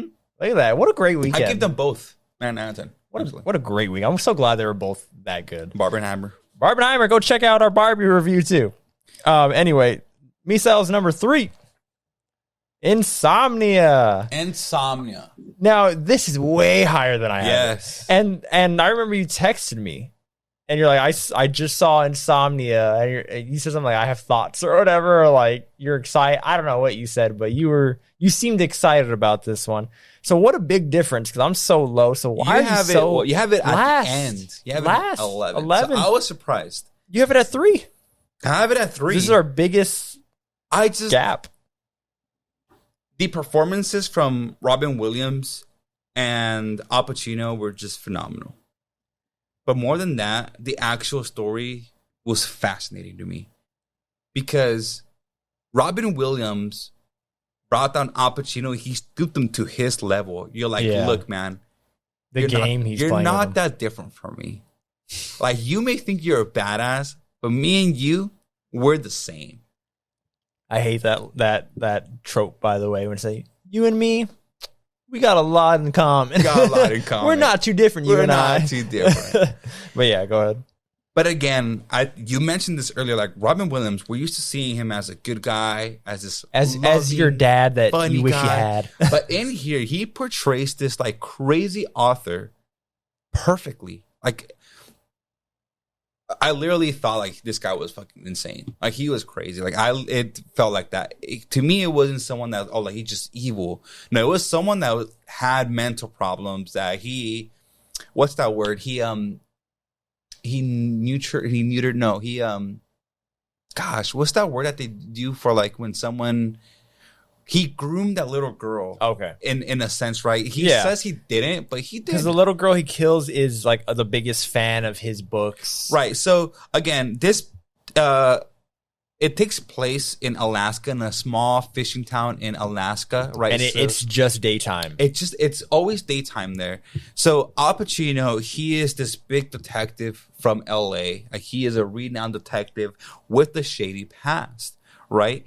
And him and his partner were sent to Alaska to investigate this murder of this little girl, or this teenage girl who was beaten to death. Not raped, she was just beaten to death, right? So, from the beginning, Al Pacino's a badass. He is that's what I'm saying. That the first third is so cool watching him work. He is a badass detective. He knows what he's doing and all. He's a badass, right? So he's getting there to get the work done. But immediately, there's a conflict between him and his partner, right? His partner is he still believes in him, but he's hey, there's this other job. I might take it. Well, not another job. What was it again? So they're under investigation because Al Pacino reveals later in the movie because I was a little confused about that until he explained it. Again, Right, Nolan just likes to hold secrets till the end. So Nolan is under investigation. Al Pacino's character is under investigation because he did some shady shit to catch this guy who he believes Let's just lay it out. All right, so Al Pacino is certain that this criminal from the past in L.A. was it a rapist? He was a rapist. Okay. He was let go because there wasn't enough evidence. But he is certain that this guy is a piece of shit and he actually raped the girl. So, and that's another thing is like, who is Al Pacino to make that call? Yeah, who is he to make that call? But he swears by it. Like, he is certain. He is certain. So he went back and planted a trap. Was it like blood or something? He got blood from him and he planted it on like some kind of cloth. Right, clothing. Because the judge was gonna claim the rapist as, what's the word? I don't know, but he was going to be set free. He was going to be set free. He was going to get away with it. Mm-hmm. So then he was like, I can't let that happen. Like, if I don't do anything about it, he's going to be let loose and he's going to keep on raping and hurting people, right? So that was lingering, and then his partner was saying like, "Hey man, like well, to finish that very quickly. So then that guy does get arrested, but Al Pacino is now under investigation for some reason. Yeah. I don't think we know, but he's under investigation for that. It might be like years later. I don't remember, but yes, his partner reveals to him that he is going to take another position. Right? Not take another position, that he's going to pretty much snitch on Al Pacino and like take a deal. Yeah, because he was. Yeah, because you're right. Because he was all like, I have a family to look out for, so pretty much he can't go down with him. So he's gonna snitch on Al Pacino so that he's good. Right. So okay, you're right. I remember that part. So all that's going on while they're both looking for this killer in Alaska, right? And then the killer, he's an author, right? So he writes books, and he was able to kind of groom this girl into convincing her that he could take care of her, buying her gifts and whatnot. And that girl had a boyfriend who would like beat her. Yeah, so she had an abusive boyfriend. At the same time, and they're in high school. And they're in high school. At the same time, her best friend was kind of shady. She had a thing for her boyfriend. She was sleeping with him. Yeah. So there's all these things going on, right? And they're close to catching the killer, Robin Williams. I forget his name. And they go out into the forest where it's super foggy, right? And because they lay a trap. Yeah, Al Pacino and another officer, they get ambushed, I guess. Which is like his officer that was going to snitch on him. And he revealed to him earlier, like either the day before or earlier that day, that he was going to snitch on him. He's like, I want you to hear it from me. Right. I'm going to do this. Right. So he goes into a chasing him into the dense fog in this forest, right? And then with multiple cops, there's a bunch of cops. There's a lot of cops. So then he sees what he thinks is the bad guy, the rapist, the killer, Robin Williams, and he shoots him to find out that he had just shot his partner. So instead of admitting, that's the one thing that like pissed me off too. Is just like, what? Sure, there's going to be an investigate, or maybe because he was already being investigated. Here's the thing, and they even said it in the movie. Had he been criminally charged, again, he is a big name detective, right? So he's locked up a lot of people. So had he been prosecuted, all the other people would have been free. Right. Same as the Dark Knight. As freaking Dark Knight, yes. Because he would have been shady and it would have compromised all the people he locked up, and they probably would have been released. Right. So his argument was that, like, I'm doing this for the greater good. For the greater good, right. But there is a small town girl cop. I forget her name. An up-and-comer who's very inspired by Al Pacino's character. She looks up to him, and he's still teaching her like how to be a better detective, I guess. Right. As all this is going on, even him knowing that she is onto him, like she's like, hey, I kind of have a feeling that you may have killed your partner. It wasn't the killer. She gets it eventually, like at the very end. Towards the end. Right. So there's all these moral questions that are rising up for it, and he's trying. Oh, I guess what I was saying is that he instead of like admitting like, hey, I accidentally shot my partner, and maybe it's because he was already being investigated. Yeah. He just hides the fact that he killed his partner, and is like, hey, that guy that we were chasing killed him. But the guy, Robin Williams, the guy that was, which is him, the guy that was being chased, he saw him do that. Kill his so he's using that against him, saying like, hey, like I could snitch on you anytime I want, but how about you help me get out of this? So now, help you. So yeah, now it's a mind game, and I really like that. Like now it's a mind game, and that's why I like it so much. Yeah, because he's like, all right, now I have the advantage on you, and then it goes deeper to like, you know what, we're not different. You know, we're the same person. You and I, we're the same type of guy. We're the same type of guy. You know, and it's such a great movie. I'm actually surprised you have it. That's my first one where I'm surprised you have it that high. But I'm not arguing it. Like if it connected with you, it did. But again, give it a watch. Wouldn't you say so? Oh no, for sure. I definitely recommend this movie as well. And then you make up your mind. Shit. And then you come back and leave a comment. Okay, so we have one more. 2 more on your end. But yeah, are we doing? We need one more. So I give that an 8. 8 out of 10 for Insomnia. 8 out of 10. How many cards do I have there? 2. Okay. There's one more for me. All right. Number 2. We're coming down to a close on Misael's list is The Dark Knight. And you know what's funny is like, I don't even know what that one is. I'm so tired / like we've been drinking / like I could look through all these and find out what your number 1 is. I don't even know. I don't know. You know, no, I do know. I just figured it out right now. Okay. But The Dark Knight is your number 2. Wait, I think you're missing one then. Oh, no, that's what I'm saying. You're not. Okay. The Dark Knight. I don't know if we messed up or not, but who cares? The Dark Knight is Misael's number 2. What it doesn't need explanation. Yeah, go ahead. What is there to say? You're bored. You want to watch a good movie? What do you put on? Dark Knight. Put on Mean Girls. You want to see a cool action movie, an intense and movie, you're bored? One that keeps you at the edge of your seat? What do you put? The Dark Knight. Now, this is not one that I needed to rewatch at all either, but I rewatched because I was like, you know what? I'm watching all the films. I'm going to just throw it on. I watched Batman Begins, and right after I was like, I'm just throwing on The Dark Knight. I should have watched Batman Begins. I didn't. This movie is on my top 10 movies of all time, and it's on your top 10 movies of all time. So go watch our top 10 movies of all time list. But any quick comments you want to make on it? I don't think you got to explain the story here. But I think just about everyone knows it quite well, I feel. If they don't, I don't know what to say. Go watch it right now. If you don't know this movie stop for this episode and go watch it. If you don't know this movie and for some reason you're watching us an hour and 30 minutes into this, what are you doing? Go watch it. Go watch it. Put a pause to this. I think everybody's seen it. Honestly, I don't know if I've ever run into anybody who hasn't seen The Dark Knight. I don't think so either. But again, just quick comments. Again, we've been saying this the whole time, but I'll say it again. Casting is great. Heath, amazing as freaking Joker.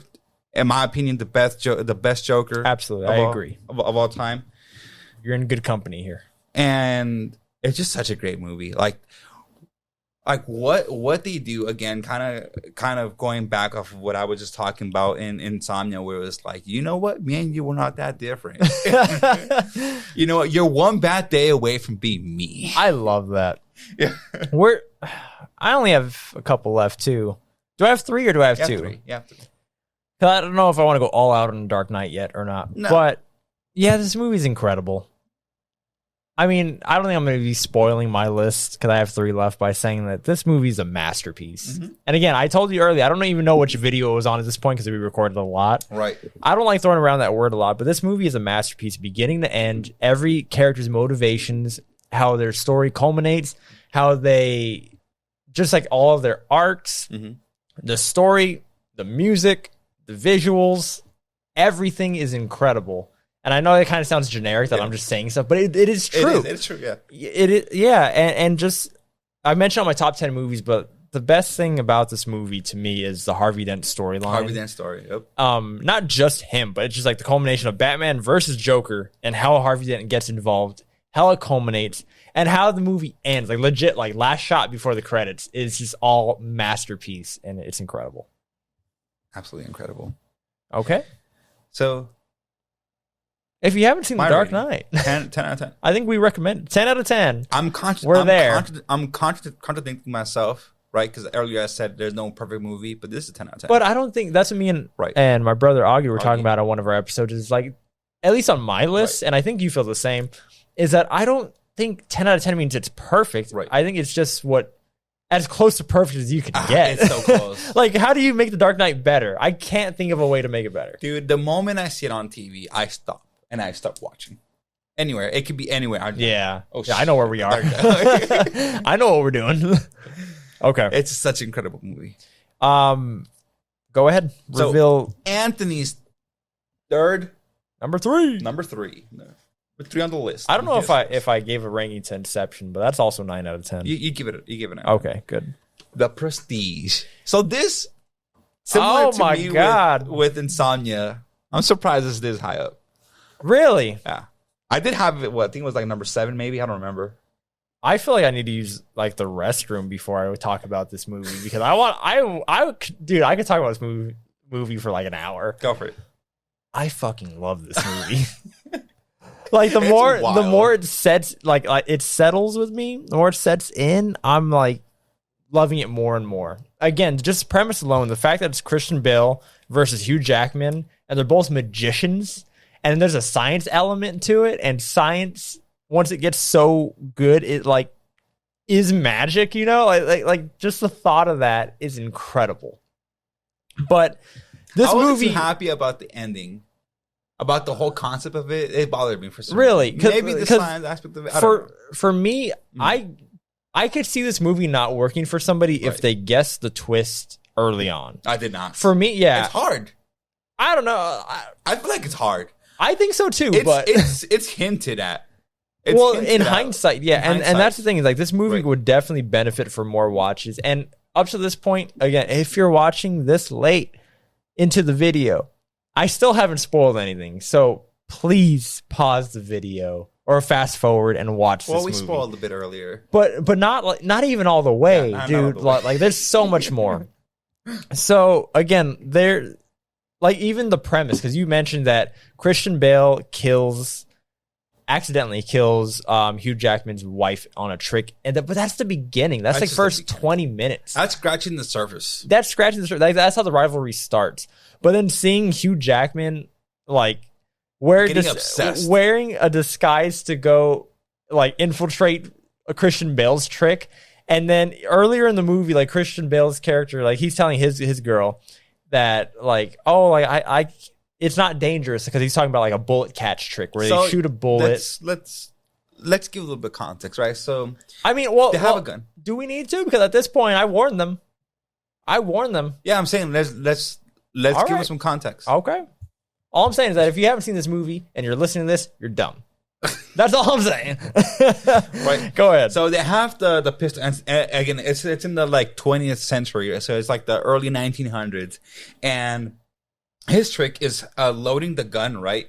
So they add the gunpowder, they add the cloth, and then they add the actual bullet, which is just round one. And use a stick. But Christian Bale, his character, he develops a stick that will catch the bullet. So when he pulls that stick back out, it pulls Sleight of off hand. the bullet, right? Sleight of Sleight hand.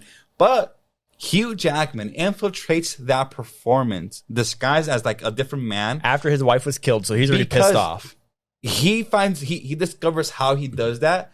So, the trick is Christian Bale gets shot at and he catches the bullet. But he always had the But bullet. he already had the bullet in his hand. Hugh Jackman knew what the trick was, so he said, I'll volunteer to help you with this trick. Yep. And in sleight of hand, he adds the bullet in the gun and he shoots him. So he's just like, all right, like Christian Bale's like, all right, aim at me. But then Hugh Jackman like aims the gun, and then Christian Bale notices that it's Hugh Jackman. Yeah. He's like, oh shit. And then he's just like, which knot did you tie? And again, I don't want to explain everything. I don't want to explain the knots because you should have watched this movie by now. Again, if you haven't, you're dumb. And you're listening to stop it. saying that. And you haven't listened to it. I swear, like this is your last warning. But Then Hugh Jackman's aiming the gun with the bullet, and Christian Bale knows it, and he has his hands up. Like, now it's tense, as the viewer, because we know. And like, now it's tense, and he's just like, which knot did you tie? And he says it again. Like, honestly, he's just like, I don't know. And he's gonna shoot, like, to kill him. And then Christian Bale's assistant notices, and then hits Hugh Jackman's arm, and then the bullet shoots and knocks off two of his fingers. His pinky finger and the ring finger. And I'm just trying to I don't want to explain every single little thing, but that kicks off the rivalry. And then eventually Hugh Jackman's trying to start up his own thing with well, I already explained the whole trick thing, so how about we skip that part? So, well, just very quickly, like, because I think it's funny. Okay. Then, because it's kind of some comedy, even though like the stakes are high. Then Christian Bale infiltrates Hugh Jackman's his performance, his trick, and he's trying to, like, because Hugh Jackman's whole thing is like he doesn't want to get his hands dirty, and like he doesn't even want to kill like birds or anything, because some of the tricks involve killing animals. Right. So there's a trick where like you squish the cage and you have volunteers come up and like they all squish the cage, but the bird is safe. Yeah. So Christian Bale comes up in a disguise now, and then Hugh Jackman sees him, and then Christian Bale like squishes the cage. No, he didn't see him. He sees that this person has the two missing fingers. Oh, is that what it is? Yeah. Oh, so good. So Hugh Jackman, he's holding the cage, and he has two volunteers come in and hold each side of the cage. Yeah. To show, right, that they're not killing the animal. So right. that he's actually making it disappear. But one of them is Christian Bale. And he puts his hand under the cage and his other hand on top of it with two missing fingers, and he looks at him. And and the funny thing is that these disguises are like beards. Like they look the same, but they're just wearing mustaches and beards. And it looks funny. As I say, there's some comedy element to it. So we could talk about this movie forever. At least I can. So I don't want to explain the whole story all the way through, but yeah, the competition gets worse and worse. Like, somebody gets buried alive at one point, and somebody gets shot, and it's not just like they're competitive, like they just want to be better than each other. Or I should say that it's not that they're trying to be the best of all time or anything. It's legit, they want to be better than each other. Like, that is what they want to do.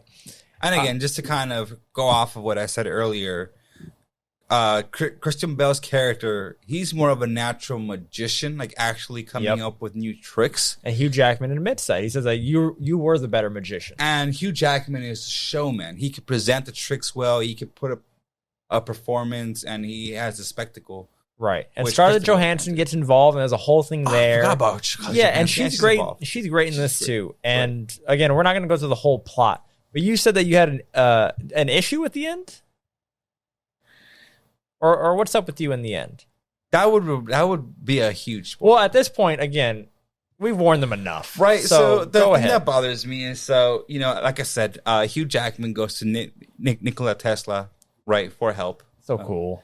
And I know it's so badass. And at first I was like, oh, like it's just like the whole the Tesla Tower or whatever it's called. I forget the actual name, right? Where you walk into this area, this field full of like electricity, and like it bounces off of you because we are conductive. Anyway, basically, Hugh Jackman requests a machine from Nikola Tesla that would make clones. Well, not to make clones. That's not the intention. The intention is to do the trick that Christian Bale's doing, which is to teleport him.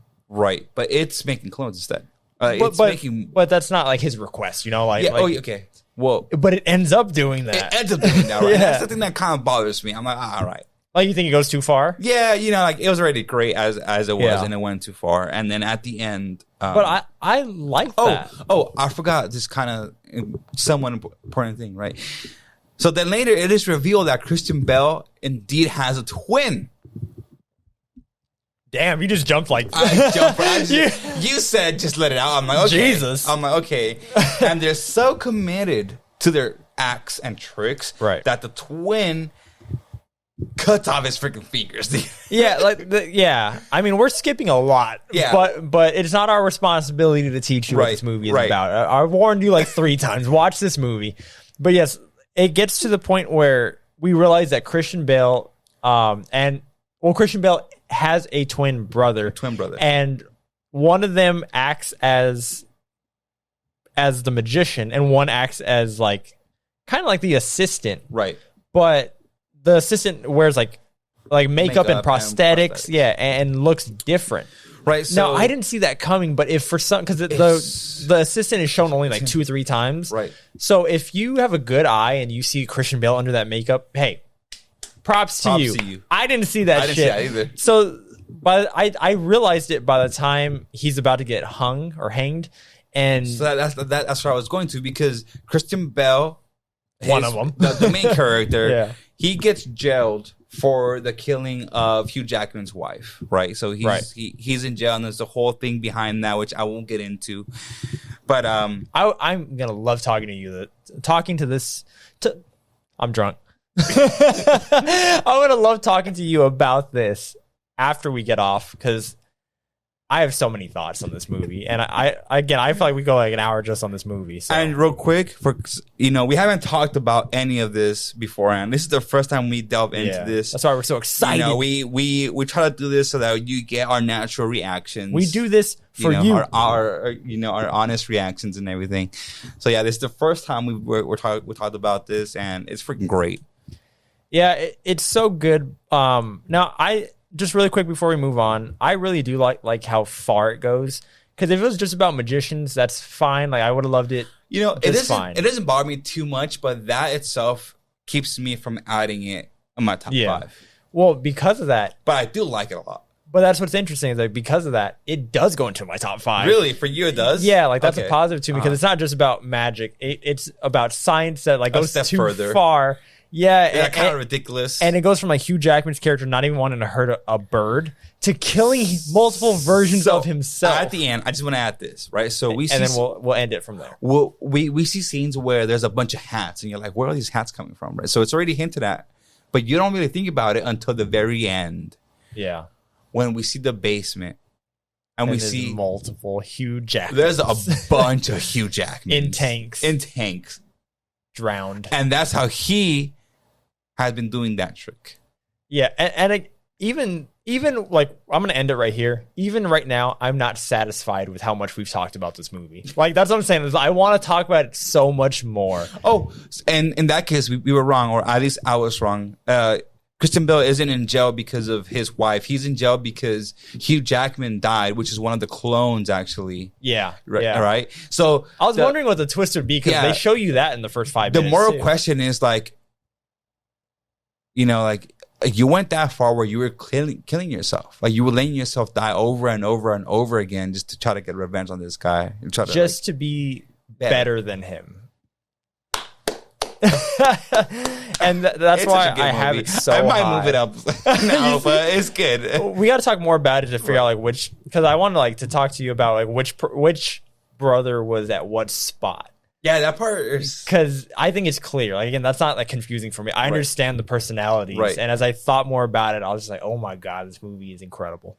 But moving on. So, I'm sorry. 9 out of 10. Awesome. So moving on for Anthony's number 2, Interstellar. Interstellar. The more I talk about this movie, the closer I'm getting to 10 out of 10. Oh my god! I'm not gonna do it today, but I'm just gonna say, like, I was 8 out of 10 last night. I'm at 9 out of 10 now, so we'll see. But go ahead. Number 2, Interstellar. Interstellar is incredible. And this is a movie, too, where I saw it in theaters, and I thought it was really good. Mm-hmm. Rewatched it at home, and I was blown away. I don't know why, because usually, especially for a movie like this, you watch it in theaters, you'll be blown away. Right. For some reason, it worked more at home for me. Or again, maybe because I understood the context. It's just you took it all in. Yay! You have more time to think. Digested all the information, everything that was happening in the story. Now, because I went so long in the Prestige, and I have an inkling. Interstellar, come on, it's Interstellar. I have an inkling that we're going to talk about this again soon. I don't know about that. just really quick, Interstellar is incredible. It is legit a space epic. Right. Yeah, like just the journey you go on, just like the feeling of adventure that you go on is incredible. Right. And I feel like even then I'm underselling it. Right. Like there's not enough words to describe how good this movie is. at least from like a again as an adventure. I feel like I can't do this movie justice. No, like you just have to watch it and see the journey that this man goes on to save humanity. It's fucking insane. And it does sound, again, if you've never seen this movie and you're hearing what I'm saying, you're probably not being sold on it. I'm sorry. But I feel like this man is going to do a better job. That's all I have to say about it for now, because I'm going to work off you. That's Interstellar for me, 9 out of 10. Misael's number 1 is Interstellar. My number 1 is Interstellar. So, first of all, I do want to say that I love space. I love everything space. And as you could probably may have, kind of gathered from Oppenheimer, I love science and all that stuff. And even though this movie isn't as scientifically accurate as other movies I don't care. are, it doesn't matter. It doesn't matter. Because the story is so well written. And that's what we talked about this, because this is also... Is it on your top 10 movies of all time? Or it is. Or was it an honorable mention? I don't remember. It's in my top 10. Oh, okay. Along with The Dark Knight. Okay. So yeah, that definitely makes a lot of sense. But we had talked about on that video that like the story, the premise is simple. The journey is complicated. The journey is complicated. And just everything that happens, everything that has to happen for humanity to be saved or whatever, it's just incredible. This is one of the movies where I am glued to my seat from the first second. And I feel the tension throughout the entire movie. The score, we mentioned the score a couple times. Or, the score if it's you. Movie. And then again, the score, Hans Zimmer. So good. It's so good.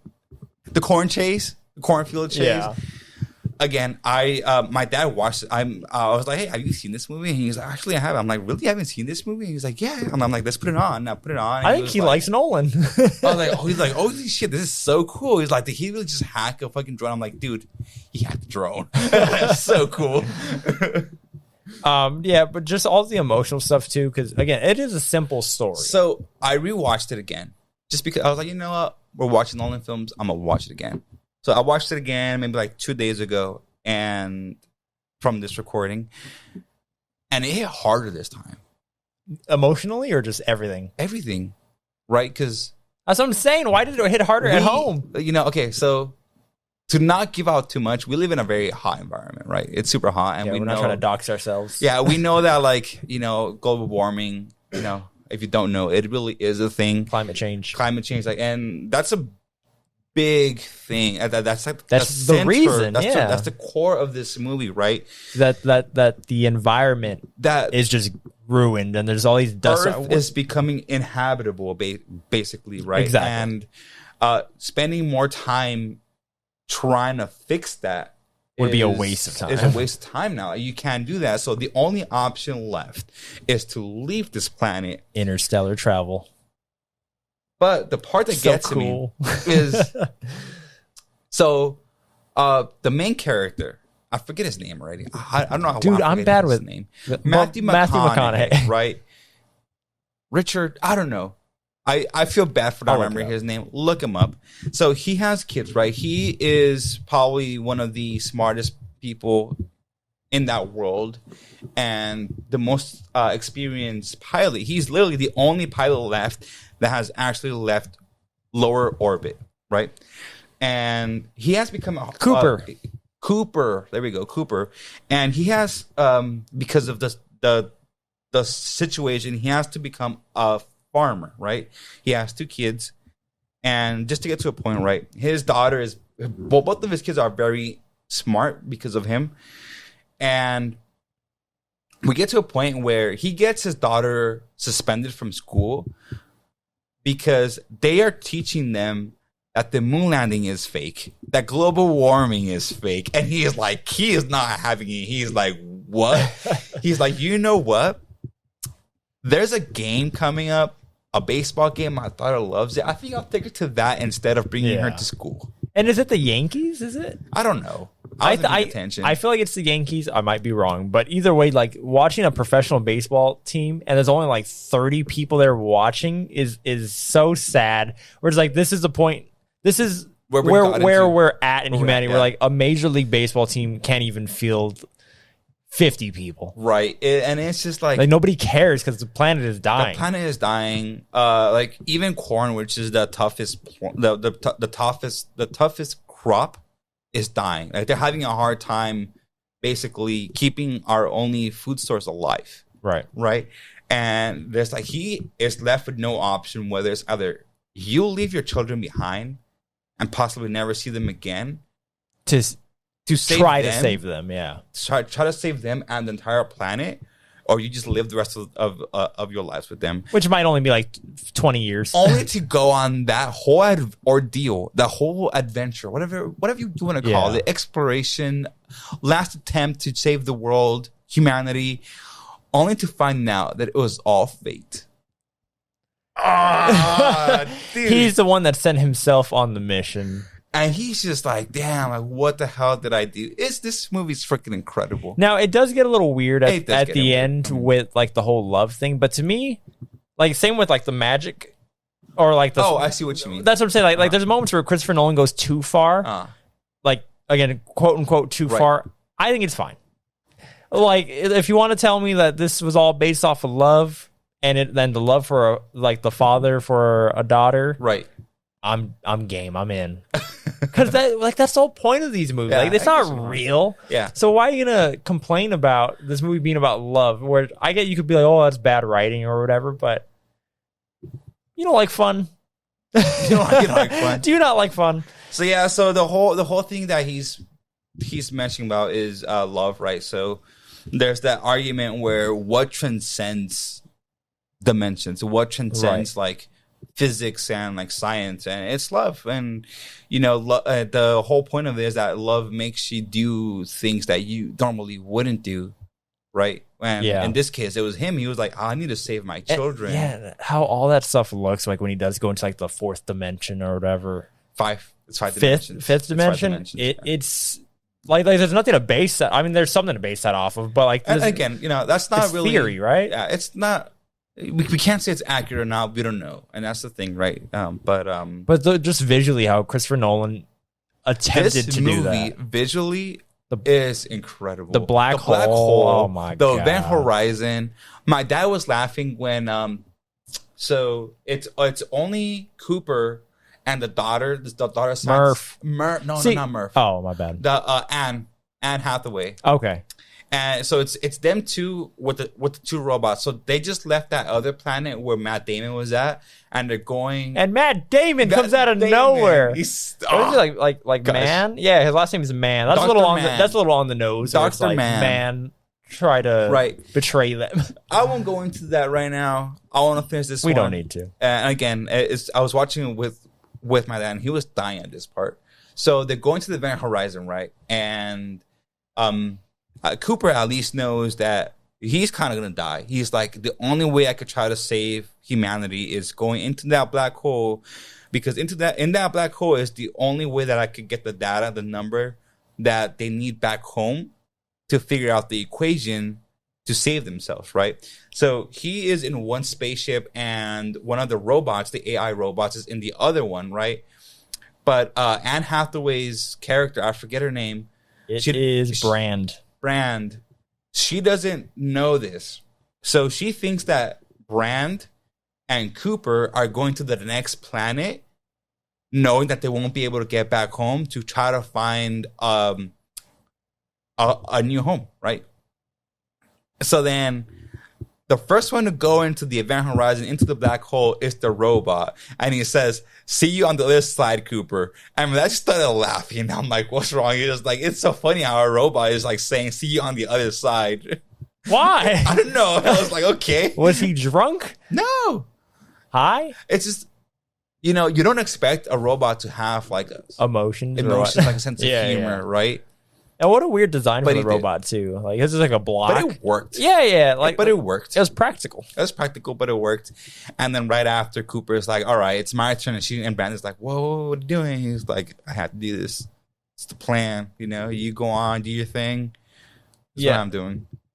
This movie is incredible. There's so many twists and turns and so much science and numbers that you don't need to know because, again, the movie will teach you. Yeah. And if you're on board, just pay attention. And Enjoy the ride. if sometimes things don't make too much sense, like about like the love stuff, just hop on the ride and have some fun. But just visually, it's incredible. One of the most heartbreaking scenes I've ever seen. Oh my God. When they're on Miller's planet. That movie makes me tear up every time. That scene, huh? Or do you have another one? It makes me like tear up like 4 or 5 times. It just feels, again, with the score, with the visuals, like just again a cinematic experience. It makes you feel. That's what scene were you talking about? Is it inside the 5th dimension? That gets me emotional. Mm-hmm. No, the Murph scene where he sees her age, where he's on Miller's planet for a while, and then comes back, and it's been like 17 years or something like that, or 30. I don't even know how much. It's been a long time. It's been a long time. Because on the planet, he was only there for like an hour or a couple hours, and then in real time, years back yeah, that's what it is, 27 years. And he comes back, and his daughter's way older. And she's like he has like years of video chats. Technically like 120 something years old. Jesus. But by the end, for his actual time, he's only like still in his like early 40s, probably late 30s. Yeah. The movie's incredible. That movie's incredible. Go ahead and reveal my number one, which you know what it is. Anthony's number one, which I already know what it is. The Dark Knight. And we have the same top two. Again, Interstellar, 10 out of 10. Interstellar, 10 out of 10. Did I rate mine? I think I did, because I said 9 out of 10. Or at least I thought I said 9 out of 10. If not, I said it now. Dark Knight, 10 out of 10. This movie is incredible. I already talked about it. Now, I said earlier, I think Inception is like his baby, his brainchild, the movie he was meant to make. And I believe that. Like, that's a 10 out of 10 Christopher Nolan movie. For Gabe's list, The Dark Knight is 10 out of 10. Just because, as I mentioned, like all the characters, all the dynamics they have with each other, or I should say the relationships they have with each other, but the dynamic that we see play out. Right. Between Joker and Batman and Harvey Dent, like them three and their different ideologies and being like the face of good versus actually being good versus like being like the face of evil, like all this shit, right? Or being the face of chaos, even, because I don't even think he cares about being evil. It's just about causing anarchy. They don't even explain why he's like that. They explain a couple origins, but even then he's explaining it and we don't understand if it makes sense or not. But this movie is incredible. I don't feel like I have to say much. Like it kind of feels useless. Kill you? Why would I kill you? You complete me. Yeah, just everything. If I had to knock it, if you just want to know, like my only like knocks against this is just, I don't know. I guess Rachel, like the actor that plays Rachel, I'm never like connected with her. Like when she dies, I'm not like, no, Rachel. Right. Well, she replaced the other girl from Against, right? What's her name? I forgot her name. The new actress is Maggie Gyllenhaal. But I don't know the actress she replaced. I forgot her name too. But yeah, this movie, 10 out of 10. I think I wouldn't even throw out masterpiece for this one. Just because like that's such a loaded word. And you threw it in for the Prestige? Was it? I don't think it was for Prestige, was it? Was it Memento? It was probably Memento then. Probably. I don't remember, but you threw it out there. But like it's a Gabe masterpiece. It's a 10 out of 10 for me. Right. So like it's everything that I want in a movie. Like forget superheroes, forget that Batman is a comic book character, right? And let's say it's just a Christopher Nolan concept. The fact that like it works. It's so good. It works. The fact that this guy like he's healing the city from the dark. Right. And it's proven all the way up to the end, to the point where he is going to be sacrifices himself. He sacrifices himself because for the greater good. Idea. Yeah. He needs to do that to save the city. He can be whatever he needs to be to save the city. Otherwise, Joker wins, and all the criminals that Harvey Dent locked up are going to be released, which is a lot. It's like all of them. and then we see in The Dark Knight Rises how many it was. At least I think it is. Yeah. That's the thing with The Dark But, Knight Rises is like it doesn't follow up The Dark Knight that well, but The Dark Knight, how it ends, is incredible. Can you tell me the last Again? remarks? You want me to try it again? I butchered it on the top 10. Can I look it up? Go for it. Can you fill time while I look it up? Can you tell people to... Yeah, so once again, I know we've been bugging you guys, but please, please, please like and subscribe, share it with your friends, family. We appreciate all the support. If you made it this far, obviously you're enjoying our conversations, and we really do appreciate that very much. And we hope you guys stick around and keep listening to our other episodes, like we've been mentioning throughout this podcast or this episode. We recorded Oppenheimer and Barbie. So Barbenheimer, give us a look again. Check out these movies. They're incredible. All of them. All of them. Literally all of them. Like, even though we have a list, we were obligated to make a list, but these are all really incredible movies. Okay. So finally, I'm going to say this quote and we get the hell out of here. This is 2 hours, our longest podcast. Thank you all for sticking with us. Thank you all for sticking with us. He already pimped out everything, so I won't do it. We'll just say this quote. We'll say bye, and we'll get out of here. The end of The Dark Knight. I wish I had my glasses. Because he's the hero Gotham deserves, but not the one it needs right now. So we'll hunt him because he can take it. Because he's not our hero. He's a silent guardian, a watchful protector, a dark knight. Dun dun dun dun. Credits. Credits. Incredible. Chills every single time. It's my number one. I didn't say much because I don't have to. You've all seen The Dark Knight. His number one is Interstellar. 10 out of 10. You know what? I'll take it back. Masterpiece. Masterpieces. Masterpieces. They're both He has They're multiple. both masterpieces. He already Anyway, pumped out everything. So until next time, see y'all soon. peace out. Peace out. Be safe.